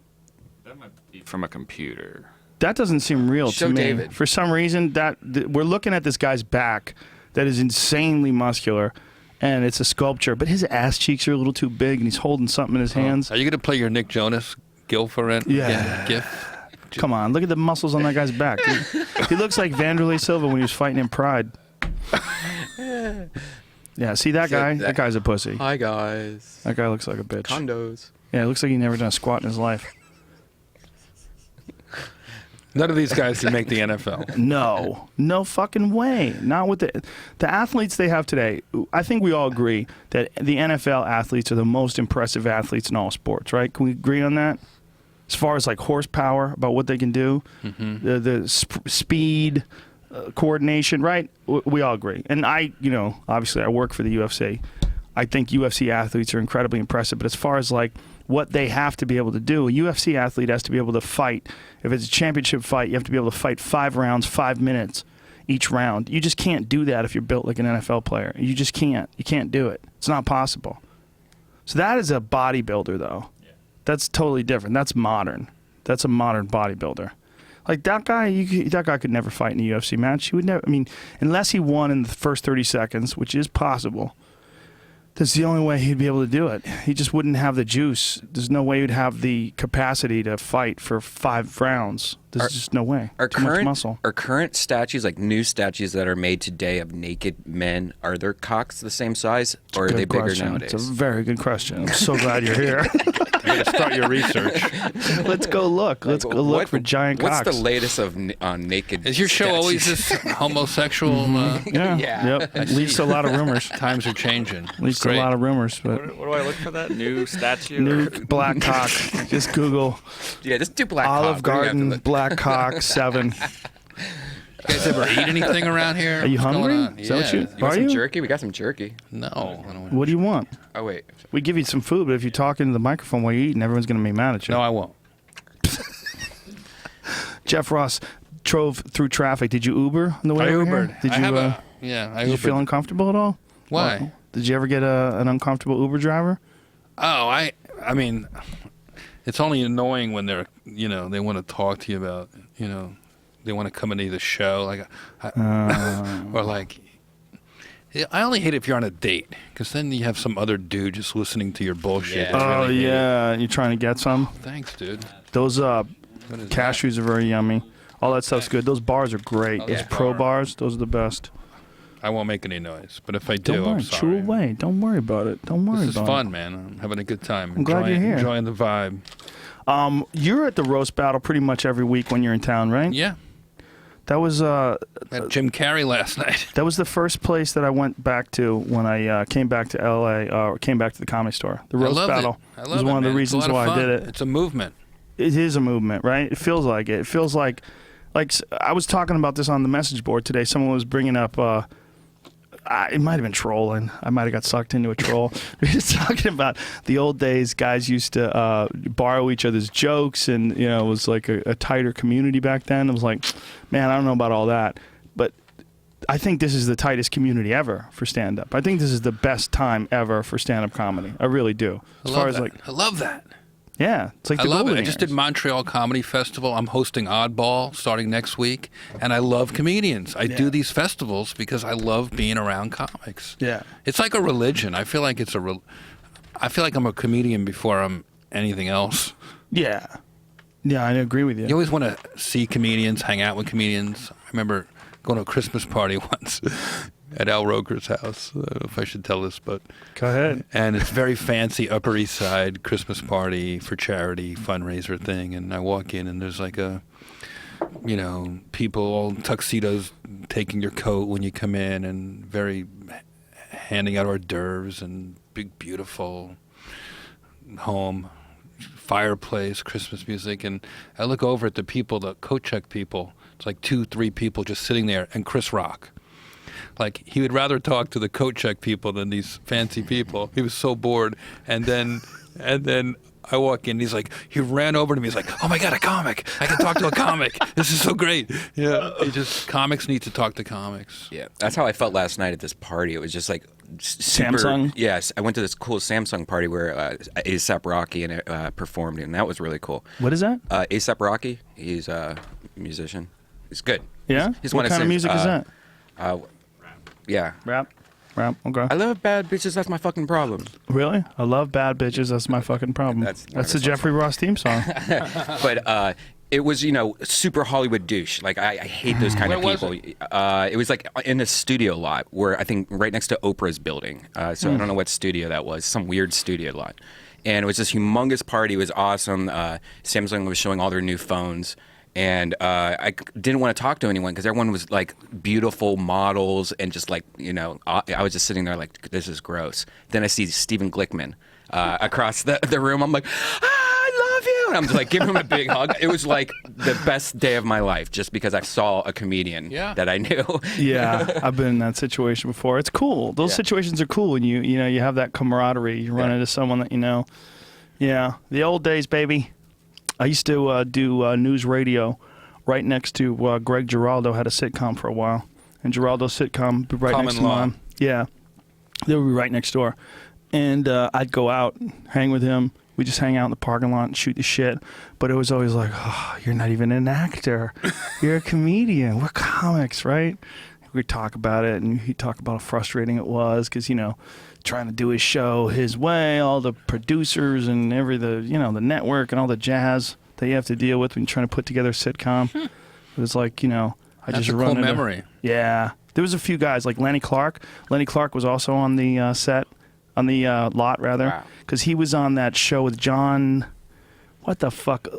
I want to say Lithgow, but it's not Lithgow. It's the other guy, Larroquette. Yes, thank you. He was on that show with John Larroquette. I guess it was called the John Larroquette Show. And I used to run into Lenny. You know, just run into Lenny. Hey, what the fuck? How are you? Yeah, I'm doing this fucking show with this cranky bastard. Because Lithgow would fucking scream at everybody. We'd watch the closed circuit monitors, and Lithgow would get mad. You guys remember your fucking lines? He'd get crazy and shit. But you know, you run into a comic, whether it's at the airport or anything. It's a nice thing. We're always on the move. Comics at an airport on a Sunday or a Thursday. Yeah, that would be a good show. Just comics running into each other at an airport. A podcast, you just get randomly connected with another comic that just happens to be at the same airport. Well, if you did that, you know, like for real, if you wanted to do a show, say like Dallas is a big port, there's always big ports, and you set up a podcast studio in that port and said, you know, we'll be here from 9 a.m. We're going to be here from 9 a.m. to 3 p.m. Let us know if you're coming through, and, you know, maybe you could schedule your layover. You could create a studio in one of those like lounges, like the American Airlines Lounge, and then you make it like the USO for comedians. Like, hey, comedians, stop by. You know, the comedy lounge, and celebrities. You know what you could do? By gate 67A. Here we are. Like, you know what you could do too? You could have one of those, you know, those massage places where they rub your back. You have those, you sit in those chairs that your face goes first. You could do that. Like we'd sit next to each other and get a massage, talk some shit, have the microphone looking up at us as those Asian ladies are rubbing your back. Just make it. That's awesome. A great idea. It's not a bad idea. Yeah. Like to just have people that are on a gig. Right. Like, where are you going? Oh, someone's gonna take this. Here's the idea. It's okay. You do like women have like a little spa where they get their hands in it. Just do it for guys, like a guy spa. Yeah. But you don't want to get. You want to get your hands done? No, you don't have to maybe do that, but other stuff. Get your toes done. Did you get a little pedicure? Back rub. You listen to whatever. I don't know. Play some ping pong. That wouldn't be bad if there's a spot where you could go and hang out, like a bar, like a little. You know, the Comedy Store has that private bar. Yeah. You could set something like that. I danced there last night. Did you dance? It's so fun there. Yeah. Go ahead, chew. Don't worry about it. He's like holding. He's doing very well, though. It's hard for me to go this long without eating. It's really? Not. What's that about? When I get off stage, I'll do an hour, 15 minutes when I'm headlining, and I literally will have. They'll still be clapping, and I'll already be halfway through a chicken salad on pita bread. Really? Yeah. And if you have a second show, you'll do that? You'll eat in between? I always eat before the first show and in between the second show. It's really? crazy. I just need food all the time. I can't eat before I go on stage. If I do, it slows. I can't go on stage if I'm hungry. I lose my mind. Really? I'm too mean. I'm just... Wow. Jeff Ross. Although, it's a little cranky. It's not fun for me, but I think it's still funny for the audience because I used to have an old girlfriend who used to say the crankier I was, the funnier I was. Like if I got really mad, it would just be so funny. That's what she likes. She likes you getting dirty. Yeah. Putting her pants on. Yeah, I try to eat before and I just fall asleep. I feel like I'm really tired on stage. You got to digest that stuff. Like you would never eat before you fought. You would never like have a sandwich and then go fight ever. So like because you wouldn't have all your resources. Your body, there's a certain amount of your body that would be breaking down your food. Huh. I guess, but it's not quite the same as telling jokes for an hour. Not quite the same, but the energy level won't be the same. Your energy level. Like you won't have as much resources dedicated to like Have you ever gone on stage dehydrated? That's a problem. That's bad. That's harder for me. When you've just been drinking too much coffee, you haven't slept, haven't had enough water. You just I was got in off a plane. Disneyland all day once, all day in the summer. It was like July. It was bad. It was fucking hot as shit. And I was there with my kids, and we stayed the night there. You know, you get a hotel room at the Disneyland Hotel and the whole deal. And, you know, you're fucking going through the park. It's hot as shit. There's a million people. You might not drink enough water. And that night, man, I hit the wall. I did 2 shows. And the first show, I pulled it off. But the second show, my fucking head was throbbing. Right. And I was thinking to myself, like, I'm really dehydrated here. This is not good. It's probably one of the worst ways to be on stage is to be dehydrated. Your brain just doesn't work right. It just doesn't fire. I had that in Iraq. I got dehydrated and couldn't, after a bunch of shows and traveling and not drinking enough water and over caffeinating to make up for not sleeping and being nervous. That was what happened. It sent me to the infirmary, to the medical tent in the middle of, I think it was Al-Assad or Fallujah. Jesus Christ. With an IV bag. How many times have you been over there? Couple. Yeah? You like it? I'm not sure what you mean. Well, you were saying that it's a pretty straightforward question. I love going to Iraq. It is so much, especially around my birthday when I can really party. You were saying that There's some great clubs in Al-Assad. You were saying that doing the prison was a lot like doing a USO gig. In that you're bringing laughs where there normally aren't any, and it's, you know, politics and all that, and whether people deserve a show and all that. You can just put that aside for a second as a comedian, just going in and that challenge of making people laugh that are miserable. I love that. You know, I feed off that. Yeah. I remember trying to make my mom laugh when she was sick and stuff, you know, I love that challenge of trying to break somebody who's just a little frozen. You like a little run uphill. Yeah. Jeff Ross. Yeah. I remember being early in my career seeing Buddy Hackett perform. I didn't know him, but I knew his son Sandy, and Sandy let me come by myself at the end of a run in Atlantic City, and Buddy was there the next day, so I stayed an extra day to see the Buddy Hackett show. It was like kind of a late afternoon, early Sunday show, and I remember Buddy, right out of the gate, saw some lady taking notes. She was a reporter, and he didn't know about it ahead of time or whatever. He called her a cunt right in literally the first 45 seconds of walking on stage, and just the whole audience was, note-taking cunt! Yeah.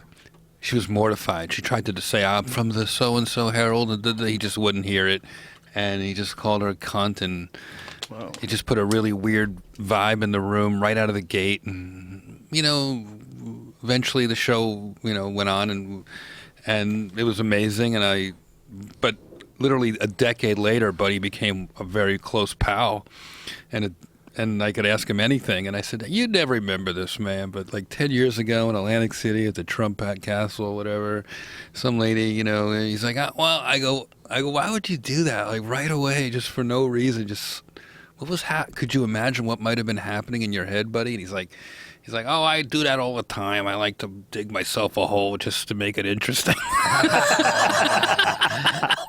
Just to see if I could dig myself out of the hole. Great. That does make it interesting. Do you do that with new bits? I do that with new bits sometimes. How do you mean? I give myself like a pause in a new bit. I give myself like a fucking dead end where I have to come up with some way to get out of it. Yeah. Like I'll lull myself into it. Like sometimes Tommy Segura says his the best description of like when a bit is not that good, but you kind of jazz it up and make it good. You try too hard. He calls it dance moves. Like, you know, like I'll have a bit, and the way I used to say, I used to call it English, like English on a Put cue a little ball. English on it. Yeah, it's spinning around too much. I'm like, those balls are spinning around too much. There's too much English on this fucking set. It's just too much nonsense and jazz, you know. But Tommy had a better expression, dance moves, and that's what it is sometimes. Like sometimes a bit, it's not that good. Like it starts out kind of good. You have an idea and you're trying to figure out which way to take it. But sometimes you jazz it up too much with performance, but not enough with substance. And you just got to try to figure out what's the line between those two things. You know how to. So it holds you up sometimes when you know you got something and you're developing it, and you have a couple of tent poles that maybe you won't need once the whole thing's built. Yes. It's like a Scaffolding. Yes, that's how I describe it, the same way. I was having a conversation with Tony Hinchcliffe about this because there was a subject that it was a little, he was doing a subject that was kind of mean, and I said, you're dedicating a lot of time to this bit that I know you don't really think like this. Like, you don't mean this, right? And he goes, no. I'm like, but what if somebody has this disease, is in the audience, and they hear this, or someone who knows somebody? I go, you're taking all this time and creativity, and you're putting it together with something you don't necessarily believe in. And I said, you got to think of a bit as like a subject is the scaffolding, and then inside that scaffolding you put all your material, and that's what you're doing, you know. And when you create a new bit, sometimes you do have those dance moves, sometimes you do have those, and sometimes I'll just chop them down and leave, and I'll start it out good, and I'll just hope there's a pathway that opens up in my brain when I'm in the moment and contemplating the bit, where I know there's a lull there and I know I got to dig myself out of the lull. Maybe I'll find it. And I don't find it. Sometimes I don't find it. You know, sometimes you'll do a bit 3-4 times and you're like, I'm ready to abandon this motherfucker. And then boom, something pops up and you're like, oh, this is it. Oh, this is it. Or you go back to it. Yes. Or you go back to it. Yeah, you take a little time off. Yeah. Put it aside. You know what else I noticed? I don't think this happens as much anymore, but you'll have a bit that you're not. When I was beginning, this is good for beginning comics. You have a bit that's okay, and you kind of like it, but it doesn't quite work. And I went back to old notebooks, or it just came back to me one night. And you become a better performer, and you can sell a different type of bit. It's more in your new voice, or you can just sell it better, or you know the English better, like you say. And you go back to an idea that you weren't ready for. Yeah. Like maybe you didn't see the way out. Right. You didn't see the pathway. Or I like it how didn't you fit with your bullshit act that you were doing when you were starting. Yes. I like how you're doing this right now with a fucking mouthful of food like a squirrel, but you're completely professional. You tuck it all to the side, chipmunk style, and you didn't chew once on the mic. Brian Callen can learn from you. I've been doing this a while. This is my first podcast, Joe Rogan. Do you have a podcast? No. How the fuck is that possible? I don't know. I could barely work a garage door opener. This would be really hard for me. Just get somebody like Jamie or Brian to do it. So I don't have a fucking remodeled garage that I can put up 3 pictures of Elvis, Jimi Hendrix, and I'm still trying to figure out who Rosa the third Parks. Rosa Parks, really? Yeah. Okay, she was hot. No. No. What are you, crazy? No, you're just crazy. Now we know your Great. type. Let the record show. Al-Qaeda has the same decorators as the Joe Rogan studio. Really? Just, They're into Rosa Parks? just saying, pictures of... I found out that Hendrix is not the real fucking Hendrix mugshot from Toronto. Oh, yeah. Sons of bitches. Wow. They sold this to me in Hawaii, too. That's a iconic Jimi Hendrix photo that they stuck on the actual writing from when his mugshot was. So I bought the real mugshot. Jamie, do we have it in the back? I don't know. Don't worry about it. I got the real mugshot from Hendrix, so that will be replaced with the real one. Interesting. So they in my made- new studio. I'll take it. You can take it. Actually, I'll give this it to is you. all very cool. Thank you. Do you know a YouTube star, or have you ever heard of a guy named Joey Graceffa? This guy right here. Graceffa? This guy right here. Nope. So he is like this really super popular, famous YouTube star, I guess. And there was this guy named Brock Baker, a really funny comedian and writer here in Los Angeles, and he makes these really funny videos called Angry Man. And he did this thing, and he talks about this YouTube star because he has a book out. And if you read the back of the book, what it says on the back of the book cover, it is one of the most creepiest things ever. The guy's 24, and all his fans are like young kids, like 8th grade to like 13, 14, 15, you know, kind of like the Twilight kids. That's his fans? That's his and fans. He's 24. And he's 24. Okay. If you read the back, Jamie, do you have it pulled up? Because it would be funnier if you check this out, Joe. Read this right here. It's not where you begin that matters. It's where you end up. Go ahead. 24-year-old Joey whatever has captured the hearts of more than 4 million teens and young adults through his playful, sweet, and inspirational YouTube presence, not to mention his sparkling eyes and perfect hair. This is like a book about him, and he has this on the back of his cover. Anyways. Yet Joey wasn't always comfortable in his skin. And in this candid memoir, he thoughtfully looks back on his journey from pain to pride, self-doubt to self-acceptance. That's an important message. If you just Google this guy's name, the images that come up is some of the funniest shit ever. Because he really does, like, he's in love with his hair. Okay, so you just made another enemy, just like you said. no. So you're going to run into the next Samsung party. You're going to see this fucking guy. He's going to want to feed you your teeth. It's so funny, though. I don't know. Just look at the YouTube videos. It's hilarious. He's really addicted to his hair. Why didn't you do what we talked about earlier and just write that down and think about whether or not you want to talk about it Well, tomorrow? I'm not really making fun of it. It's, oh, yes, look at you are. He really likes his hair, but all his pictures on Google are just perfect hair, like just crazy Johnny Bravo hair. Never mind. It's okay. Go look at it. It's funny. I'm not going to, but thank you for your suggestion. You're going to look at it later. Jeff Ross, what do you got going on, man, besides Oddball? You got some gigs coming up? University of Rhode Island's coming up. I think it's You're in doing September. that's interesting. You're doing colleges still. With this fucking big backlash lately, the kids are saying that everybody's too politically correct to do colleges. Yeah, well, Seinfeld doesn't want to do colleges. Chris every Rock now and doesn't then wanna I do- find a really cool college. Yeah? You think so? University of Rhode Island's a good spot? Yeah. What's do they let you do anything? Get away with anything I there? haven't been given any restrictions. Do you feel like kids are a little bit more sensitive these days, though? That's the I big. think people are. That's the knock. I feel like people are more sensitive.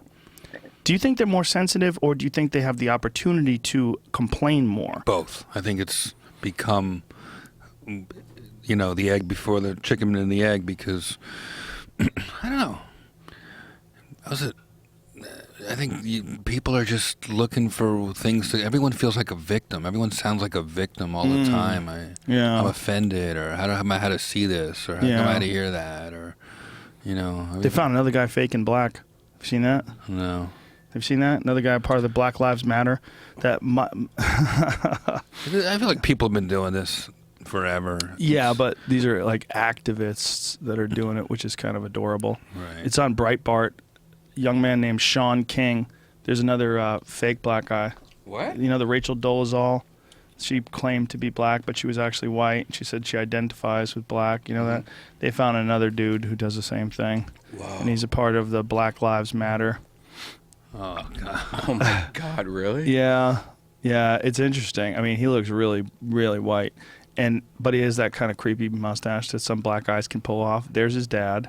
His mom's white as well. There's photos of him as a young kid, totally white, but talked about his struggles of being an African American, how he was always bullied, and throws a lot of pictures up against that are black and white. And here's the thing, there's nothing wrong with being a white guy that works for Black He tweeted, Lives "I love my Matter." blackness and yours." Look at that. Did he said? Yeah. Oh my God. That's awesome.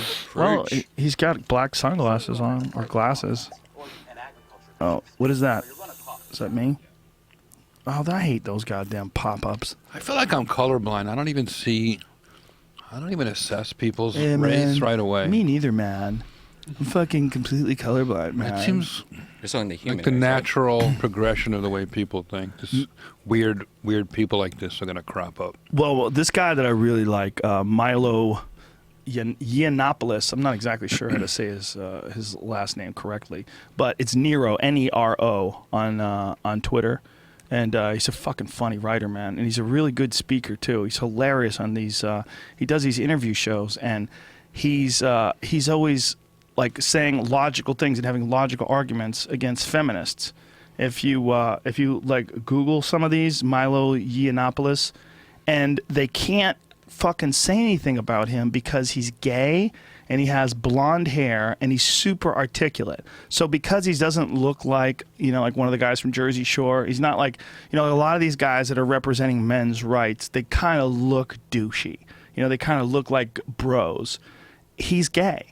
So and he's open about it, and he's fabulous, and he's got a great vocabulary.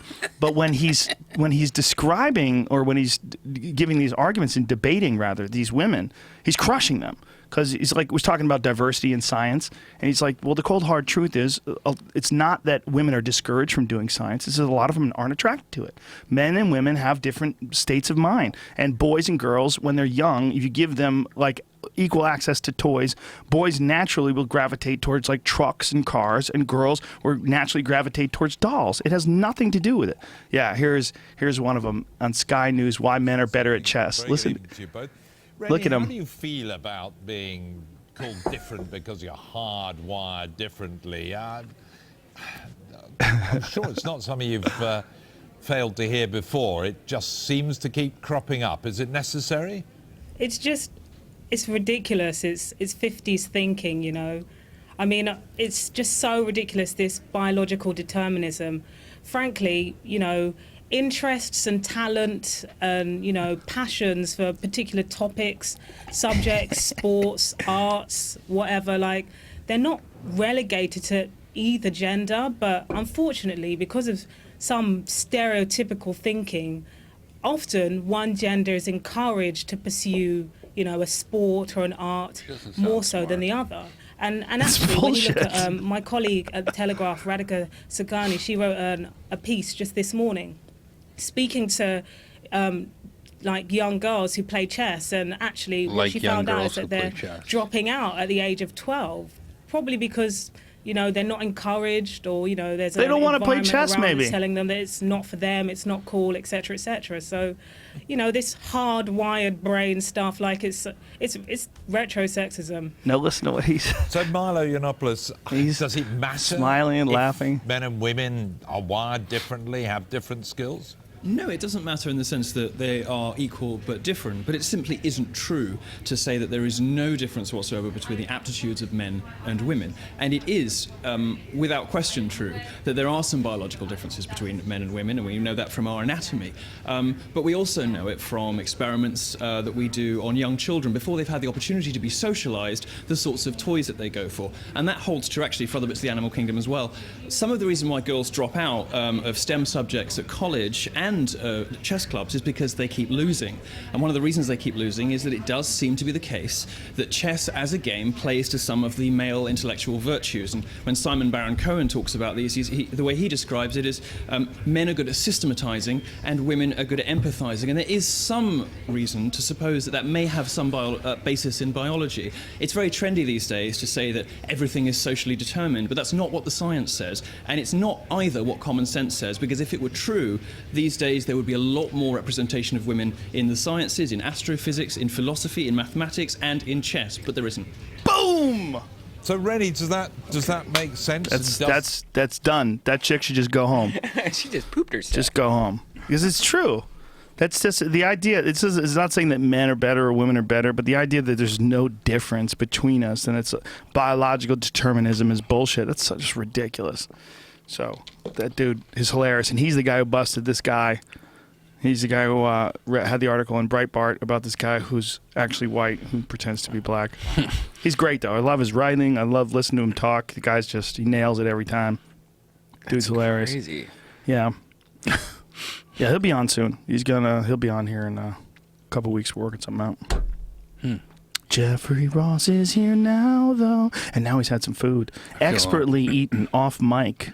Nobody would know anything if you didn't call me out, by the way. Well, I would have been all carved up and rejuvenated. I love what you did. I love how you handled it. You did it professionally. You guys got to watch some fucking bullshit about shit I don't care about. What do you care about? What do you think about Trump? What do you think about Trump? I feel like he has Charlie Sheen writing his material. We're a nation of losers. We need to be winners. Winning. Yeah. If he wins, I said this at the Comedy Store last night, if he wins, it's proof that there's no Illuminati in this country. Or he's a part of it. But that seems unlikely. That he's a part of the Illuminati? Yeah, why would they want billionaires in the Illuminati? He's rogue. He's on his own. He's fucking crazy. I've roasted him a couple times. Yeah? He's a good sport. He doesn't show it, but he is. Really? What's he like as a person? He's engaging. He likes to ask a lot of questions. He likes about to Mexicans? Listen. No, we were on a pleasure trip down to Mar-a-Lago on his plane. Me and Bruce Smirnoff. Really? Quite a while ago. Must be back in the day. I haven't heard that name in forever. How's he very doing? Generous. Bruce Smirnoff. Yeah, Bruce and I on Trump's plane. I remember this Donald. This had to be in the 90s. Yeah, something like that. No, early 2000s, I think. Yeah? Yeah. Yeah. So you're chilling on his plane? We go down to Mar-a-Lago. We have... Where's that? In Palm Beach, Florida. Donald Trump's golf country club facility there. Very fancy, very beautiful. And he gave us a Cadillac, Bruce and I, to tool around with for the weekend. I did a show on the Saturday night. Donald brought me up himself. Really? Not an easy crowd. I wouldn't think so. You know, very formal, you know, the whole thing. But Bunch of creepy 1%ers on Adderall. but very, very elegant, and in the end, very appreciative crowd. And I roasted him at the Friars Club once, and I roasted him on Comedy Central once. I remember him not laughing at all for like 3 comedians, and I went up to him during the commercial break, and I'm like, Donald, you have to at least smile so we have something to cut to other than other people laughing at you. And he's like, oh, okay, I get it now. So he started smiling and enjoying himself a little bit. That's hilarious. What a weird guy he is, huh? Oof. He's in a strange. There he is, right there. Nice and orange. Yeah, what's the orange all about? He wears a lot of makeup. Is that makeup or is that like spray tan shit? From my HD TV, it always looks like caked on makeup. Yeah, he's got the original kissy face. Go back to the other picture you showed. That's a kissy face. It's a puss. He's got a puss on. Sour puss. But there he doesn't have it. So what is he doing there? Pouty. That's pouty. Donald Trump. You think it's possible that he could win? How close do you think he's going to get? Oh, man. He's kind of a shoo-in for the Democrats, is what he is. What do you mean? Because a lot of people that would vote Republican are going to vote for him. If he stays in, it's going to make things, especially if he goes independent, which is totally possible, right? Yeah. If he goes independent, he could be Ross Perot in this motherfucker. He could, Ross Perot sunk the ship of Herbert Walker Bush because everybody was torn between who to vote for. There was the libertarian people that would have maybe possibly voted more fiscally conservative, so they would have gone with the Republicans. And instead, they went with Ross Perot because he was laying it down how the taxes were and what the fuck was actually going on. Whereas that like opened the door for Clinton. What do you think about Bernie Sanders? I like him. Yeah. I like what he's saying about education. And I fucking hate when people say, you know, yeah, that's great. We're going to have fucking people being educated on my tax dollars. What about my tax dollars? What about war? Don't you know how much more it costs to go to war than it costs to educate people? Don't you think it would be better if we had less people that were uneducated in this country, or if we had less people that were leaving college in fucking massive debt? If you're a kid, okay, if you're 18 to 21 years old, which is most people that are in college, you don't need to be saddled down with hundreds of thousands of dollars in education debt. That's fucking gross. It's gross and it's stupid, and it speaks to poor management of our civilization. That's what I think about our situation in America when it comes to colleges and the amount of money that kids get saddled down with debt.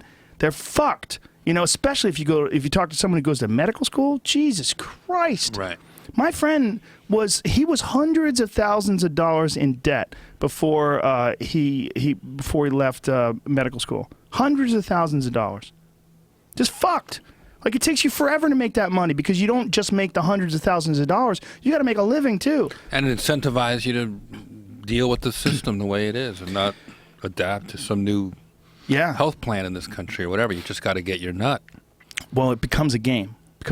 Just like the cop thing we're talking about, cops, it becomes a game of convicting people, going after people, convicting them, getting the win, getting the victory. Well, with doctors, it becomes a matter of getting people to have surgery. I had a friend of mine tell me when he was 16 years old, he was working as on some vacation resort. You know, he's working as like somebody who works at the resort. And he said he overheard these fucking doctors talking about talking someone into getting an operation. And they were going, cha-ching. They were just talking about how I talked him into getting this, and that means I get this. And like they were talking about it like a guy was talking about selling Chevys. It's like in these old doctors, they were together. So just like comics would get together and shoot the shit, doctors get together and shoot the shit. What did you do? I told him to get a fucking fake knee. Giving each other knuckles. And he goes, it changed forever the way I thought about doctors. He goes, I left, I didn't work there anymore. I never thought about doctors the same way because of that conversation those guys had. I would have never been privy to that in any other circumstances. But a few guys sitting around at a resort, having a couple of cocktails, getting a little loose with the lip. You found out what they were really all about. It's because they're fucked. They're fucking.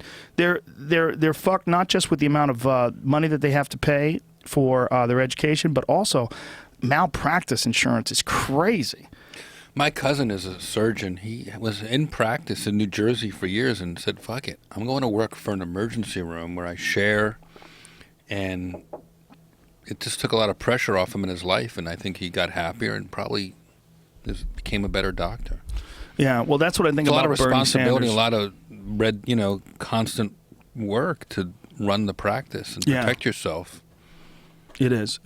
And, people do need to be protected. I mean, there are doctors that fuck up. We showed that lady who got her feet fucking amputated and her hands amputated. Wow. And they fucked up. They literally amputated the wrong person's feet and hands. That's crazy. It's fucked up. You see the Sarah Silverman, Bernie Sanders video? She did a speech for him, and Really? it was really powerful. And it's really cool that she did that because Bernie's somebody I think a lot of people, younger people, would like also. Like, because on Facebook, a lot of the younger people I'm friends with are always posting Bernie Sanders. Why are you friends with little kids, man? The fuck's going on? I'm talking 6-year-olds. No. But did you see the giant rallies that he's put together, including one in L.A.? There's like 18,000 people seeing him in L.A. It's great. Well, he gives you hope that there's someone that represents a more open-minded, a more current point of view, I think. And I think, there's this fucking like Ted Cruz and all these people that are running, and you're like, ooh, like this guy, you look at them and you go, this guy can't win. Can he? Can he win? Like you see guys like that and you go, oh, come on, is this real? Like Chris Christie, is that real? Can he really win? Like you get more standoffish and scared by it than anything. He had to run because of all the scandals he had. Otherwise, it would have made him seem guilty. Really? That's what I think. I think he had to run in order to go, everything's fine. Yeah. That's an interesting way of looking at it. I'm from New Jersey. Yeah, it's me too. I was born in Newark. Me too. Shut the fuck up. That's crazy. When were you born? 65. You're older than me. 67. August 11th. September You were 2. 13th. Jesus Christ. Basically 2 years apart from each other, pal. Here we are. Same hospital, maybe. What hospital? Beth Israel? Is that the name of it? I don't even remember. I was hoping you would say something. I'd go, that sounds like mine. Yeah. I'll have to ask my mom. You guys didn't go, know each other at all? We met each other in New York in like 1990, maybe? 91, maybe? Probably. When did you start? What year did you start doing stand-up? April Fool's Day, 1989. Wow. Yeah, I started in 88, August 27th, 1988. Where was that? Stitches, Boston. And I made it to New York somewhere around 90, 91. That's probably when I met you. We'll I was meet backing up at Catch a Rising Star. Aha. Didn't we meet at Boston Comedy, maybe? Probably. Is that where we met? I Yeah. would host there and do spots there. And Great little spot, wasn't it? it was good. That was a great little spot. That was one of those really tiny rooms. Like, that was a 90-seater, like, maybe? Yeah, yeah. Did it even seat 90? Probably something like that. Maybe a little more. In the Village? I'm going to say 120, but Let's I could be get off. crazy. Let's say 100. Yeah, it was a great little spot. Charlie Barnett, there was a cool article about him in the New York Times last week. Charlie Really? Barnett, who died of AIDS. Sad, sad, sad story. But he was the king of the park in Washington Square Park, and he would go on at that Boston Comedy Club and the Comedy Cellar. Well, he would do a lot of sets out on the street. He would do shows on the street. He'd throw his hat down. And Dave Chappelle used to, he learned from him. Right. Chappelle used to do a lot of shows like that where I saw him do it in Montreal. We did a show at Club Soda. Remember Club Soda? Yeah, it's still there. Yeah. They called it something different now, though, isn't it? Is it? I think so. Anyway, we did a show at Club Soda, and then outside, Dave just starts gather round, and he starts doing stand-up. He was got like- all that from Charlie. Yeah. Dave and I both lived on the sides of that park, and we used to watch Charlie all the time. And then I think when Charlie passed away, Dave kind of took over that mantle in the fountain on the weekends and sometimes during the week, and he really found his voice, I think, in that park. So you guys used to go and watch Charlie perform in the For park? hours and just What was hang that out with like? him. It was great. It was, you had to get your work done back then. We lived in small apartments. There were no cell phones, and you had to do whatever you were going to do. If there was an email or a phone call, you had your phone in your house, and you went and did all that. You left messages and got messages, and you went out. When you were out, you were present in the moment, and you were loving every second of it. And Dave and I would hang around Washington Square Park and try to talk to NYU girls who were studying and whatever we could do and find some weed, and we would brainstorm and write jokes, and we'd eat lunch in the park and listen to music. There was always the Acrobats were in the park, and And Master Lee, a karate comic, would come. And Charlie Barnett, this guy that was just hilarious, would, you know, like you said, he would jump up on the fountain and, "Showtime, it's showtime!" And all his jokes were real simple, and he could work the crowd. A homeless guy walks by, he had a joke. Japanese tourist walks by, he has a joke, he'd mimic him, you know, and, you know, it was a great show for anyone, 8 to 80, rich or poor. Even if you don't speak English, you're laughing at Charlie. He was so physical and funny, and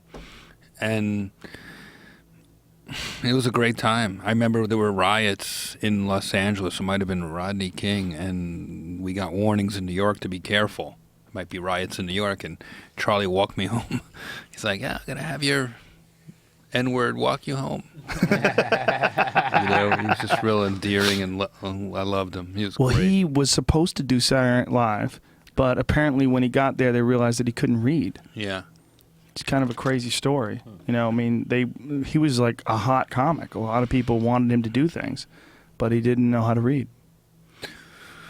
I don't know. He was super, super funny. It's interesting that he had that style, you know, and that style influenced a lot of people. That style of like doing street comedy, you know, just gathering a crowd out of nowhere. Mm-hmm.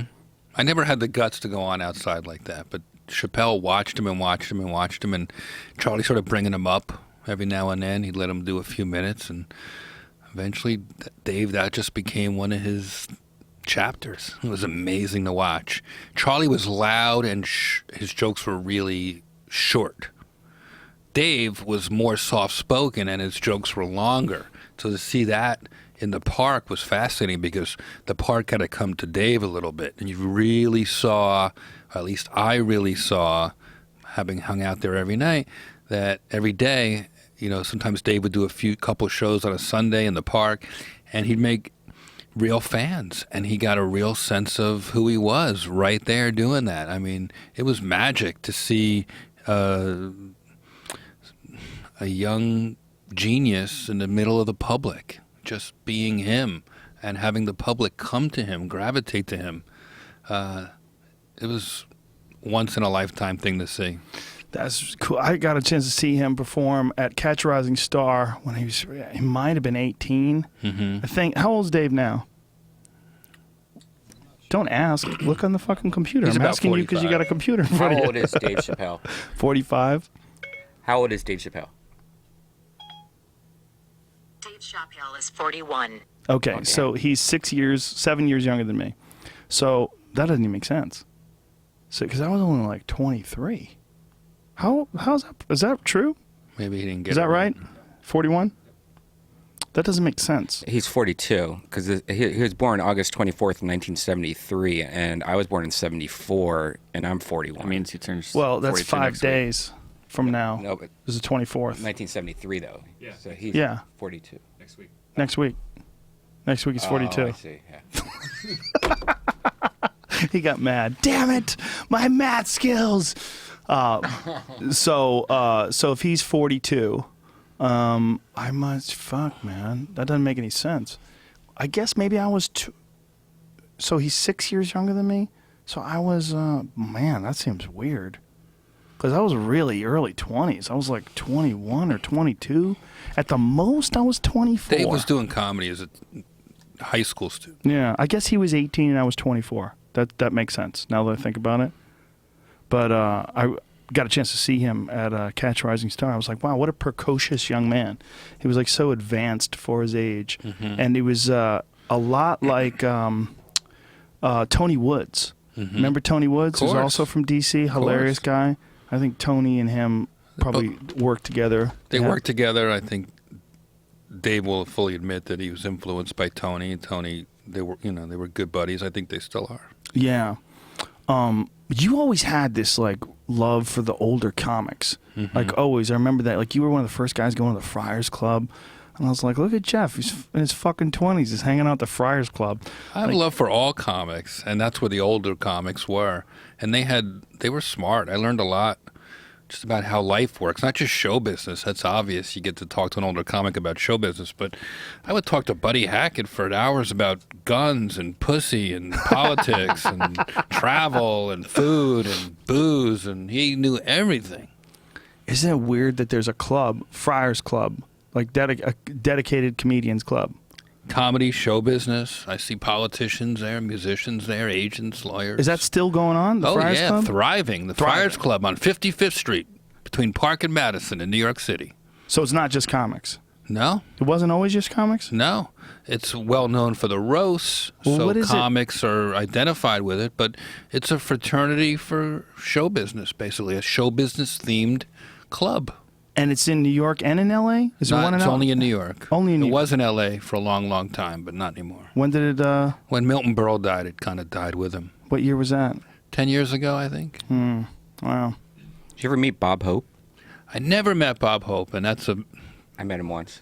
What was that like? I was just a kid, but he was very nice. He was golfing, and I was at the Memorial Tournament, and there was this huge crowd of people, and he was just walking by, and he just looked over at me for some reason, just walked up to me and goes, "Hey, kid," and he signed my little paper thing, and then just walked away. Didn't take anyone else's photos or sign anyone else's shit. And I didn't even do anything different. Like, he just came right up. It was weird. Well, back in those days, there was not that many photos because I didn't have a camera on me when I met Bob Hope. Right. Everybody's got a camera on them now. Back then, I met Henny Youngman when I was a little kid, and he gave me a card, and I still have it. I mean, I kind of like that. You carried it in your pocket?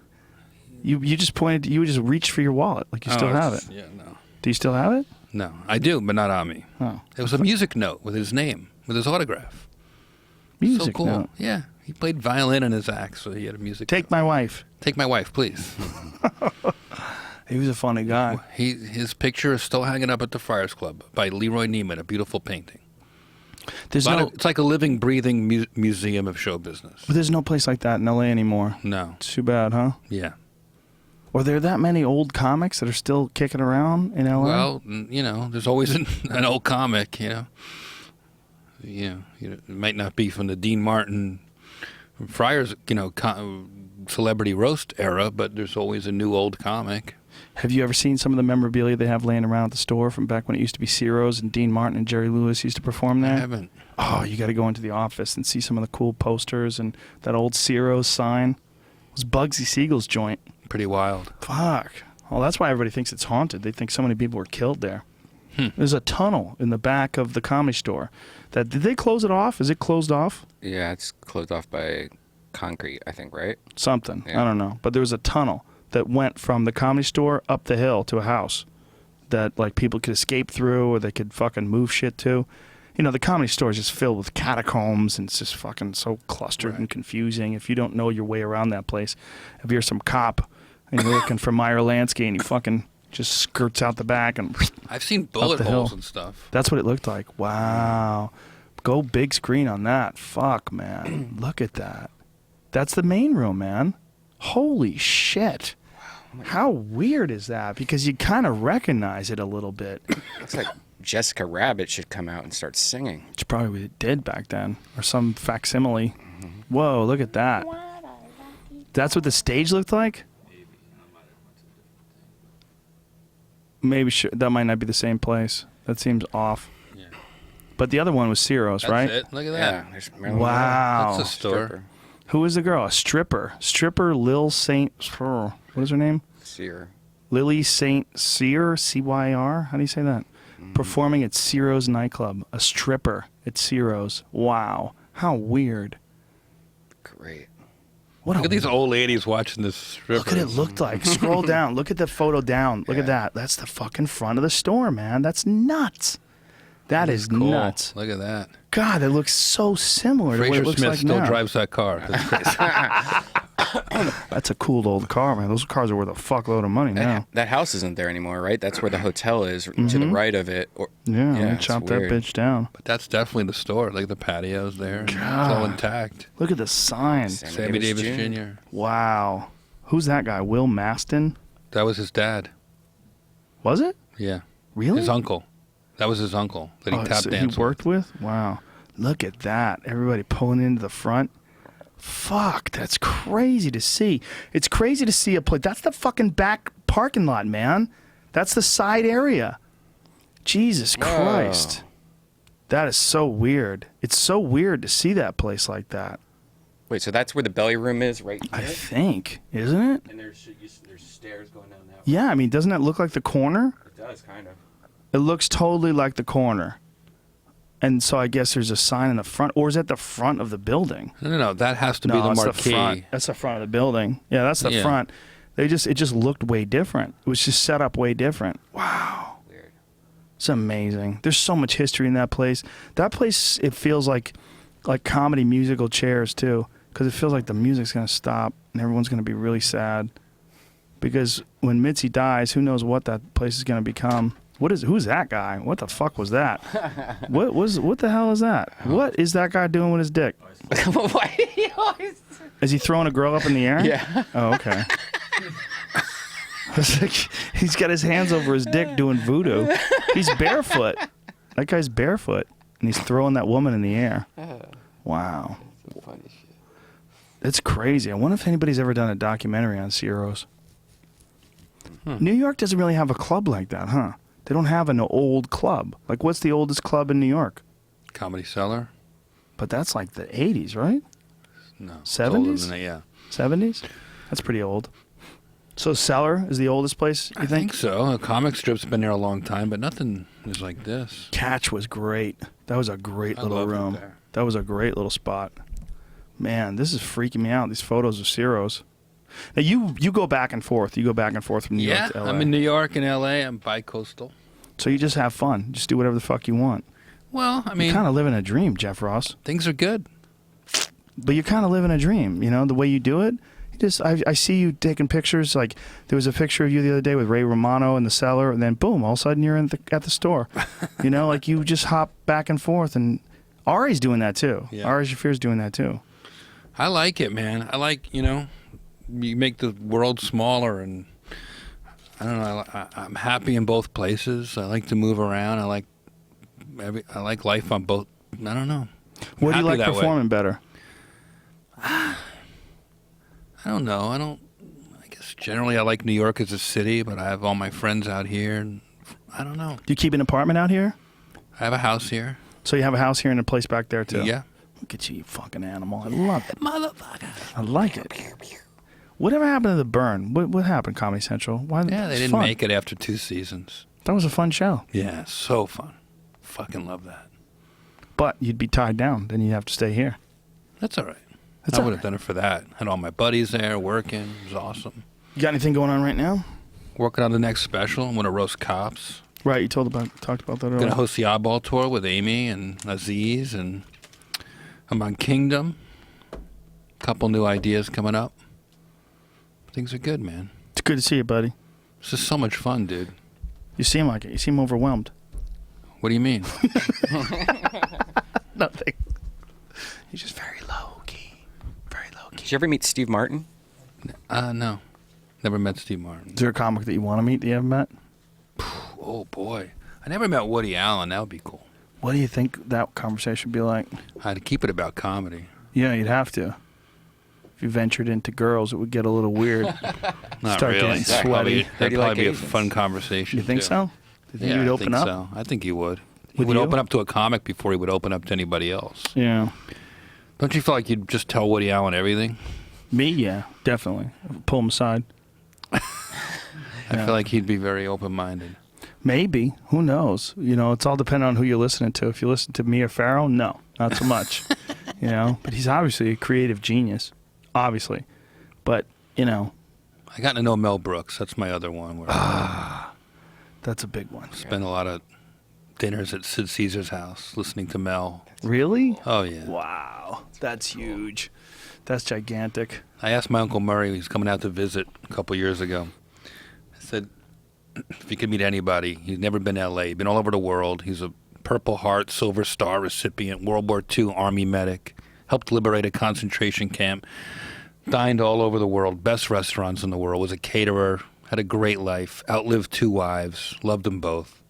He's never been to L.A. I said, well, what do you want to do? If you could do anything, what would you do? He's like, I'd like to meet Mel Brooks. I was like, well, what's your second choice? Because that's not happening. And, he's coming, and it's getting closer. So, fuck it. I write a letter to Mel Brooks. A letter? Yeah. Wow.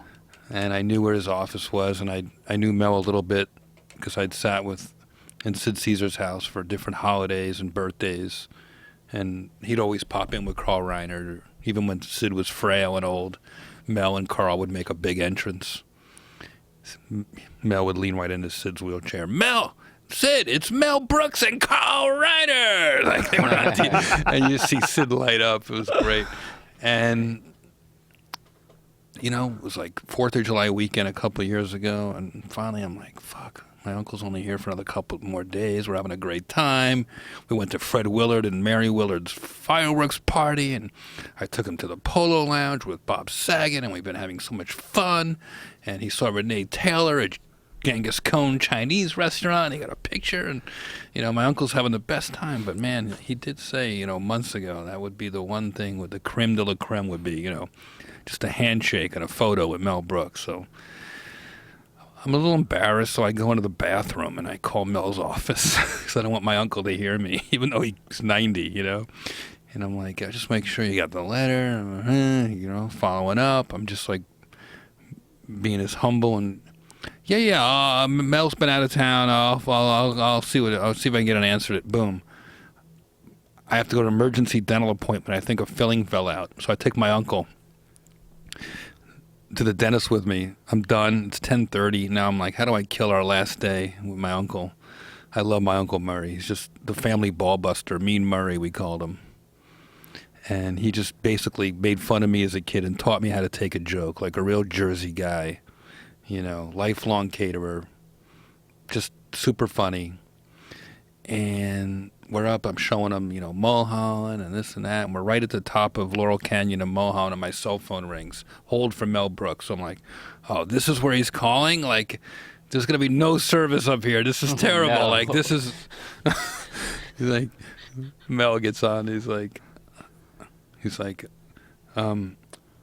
basically, so what's going on? What's happening? And I'm like, we were trying to talk and drive down this hill all at once. And I'm like, well, I think it would be so nice of you to meet my uncle. He just loves you, and whatever I can say. I think you're both World War II veterans. We have a lot. You might have a lot in common. And Mel goes, the only thing I have in common with you and with your uncle is that I'm a nice guy. So come on over in an hour and a half over to my office or the barber shop. I don't know yet. I'll call you back. Click. I go down the hill. And we're both in shorts, so we're panicking. So we're racing down Laurel Canyon, and we run home to put long pants on and just comb our hair or whatever. I was coming from the dentist, it's just sweat. And my uncle's like, he never waits online. Like, he has certain rules. He's like a very proud, stubborn guy, seen it all. And he's like nervously rehearsing opening lines to say to Mel Brooks. What did he say to him?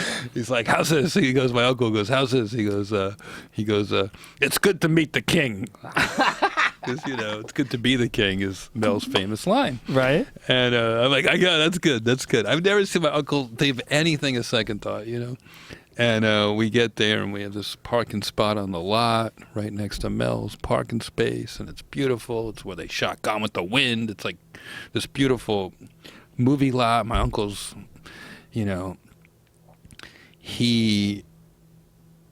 he has very bad knees, very, very weak knees from walking across Europe in World War II. He can barely stand for. He was a very strong guy, worked his whole life as a cook in his catering hall, but now he's old and he can't. Mel's office, for some reason, who's, by the way, is only a year younger or 2 years younger, is on the second floor of this building. So now my uncle, who can really flies up this flight of stairs. Wow. Into Mel's office. The assistant is there. You're going to get a drink, sure. My uncle's just like in the fucking zone. And Mel's door opens and they go in there and they promised me, 5 or 10 minutes with Mel. These two guys are in there for 75 minutes. They know the same guys. They were both in Patton's army. They knew guys from New Jersey. They knew guys from New York. They're laughing, my uncle says, I've been a fan ever since the 2,000-year-old man. And Mel says, it's the 1,000-year-old man. Don't make me older than I am. You know? And they're just laughing, and I'm just staying out of the way. I'm giving them both a couple setup lines because I kind of know both of their, where they're going. I'm trying to be helpful, but they've tuned me out for over an hour. And they hit it off, and Mel signed gave my uncle his DVD set and signed it to my uncle, and Mel walks us out himself, and we took pictures, a great picture. I'll Instagram it this week or something. Yeah. And the door closes, and we're walking down the hall, and my uncle, who's never at a loss for words, he's bouncing, and he's like, wow, wow, wow, wow, wow. Like a little kid coming off a roller coaster. That's great. Uncle Murray. Great story. Uncle Murray. He passed away. Rest in peace. We're not going to top that, so let's wrap it up right here. That's awesome. I love it. Yeah, it's cool. That's a great Thank fucking you, Mel story. Brooks. And then I see Mel, I thank him. He always asked me about Uncle Murray, and then Uncle Murray finally passed away. And I said to Mel, listen, if any of your uncles ever want to meet me, I'm happy to oblige. The Thank real you. Jeffrey Ross on Twitter and on Instagram. Thanks, brother. That was awesome. It's a lot of really fun, buddy. Thanks for having me on your show. He's always around. You can see him at the store. You see him in New York. If he's Come in to New Roast York, Battle on Tuesdays. Roast Battle on Come Tuesdays. see me on the Oddball Tour, University of Rhode Island. Come see Brian Redband tonight at the Sold Out Ice House show, bitch. Yeah. Nice. Yeah, we're going to have some fun tonight at the Ice House. Tony's on that one. Tony Hinchcliffe, Joey Diaz, and Brian Callen. Good fucking googly moogly. This weekend, I'm at the store. On Friday night, I'm doing the late show in the Belly Room with me and the Golden Pony, Tony Hinchcliffe. That should be fun. That's Friday night, 10:30 at the store. And I'm at the store all weekend, too. All right, you fucks. Love the shit out of you people. See you soon. Bye-bye. Mwah.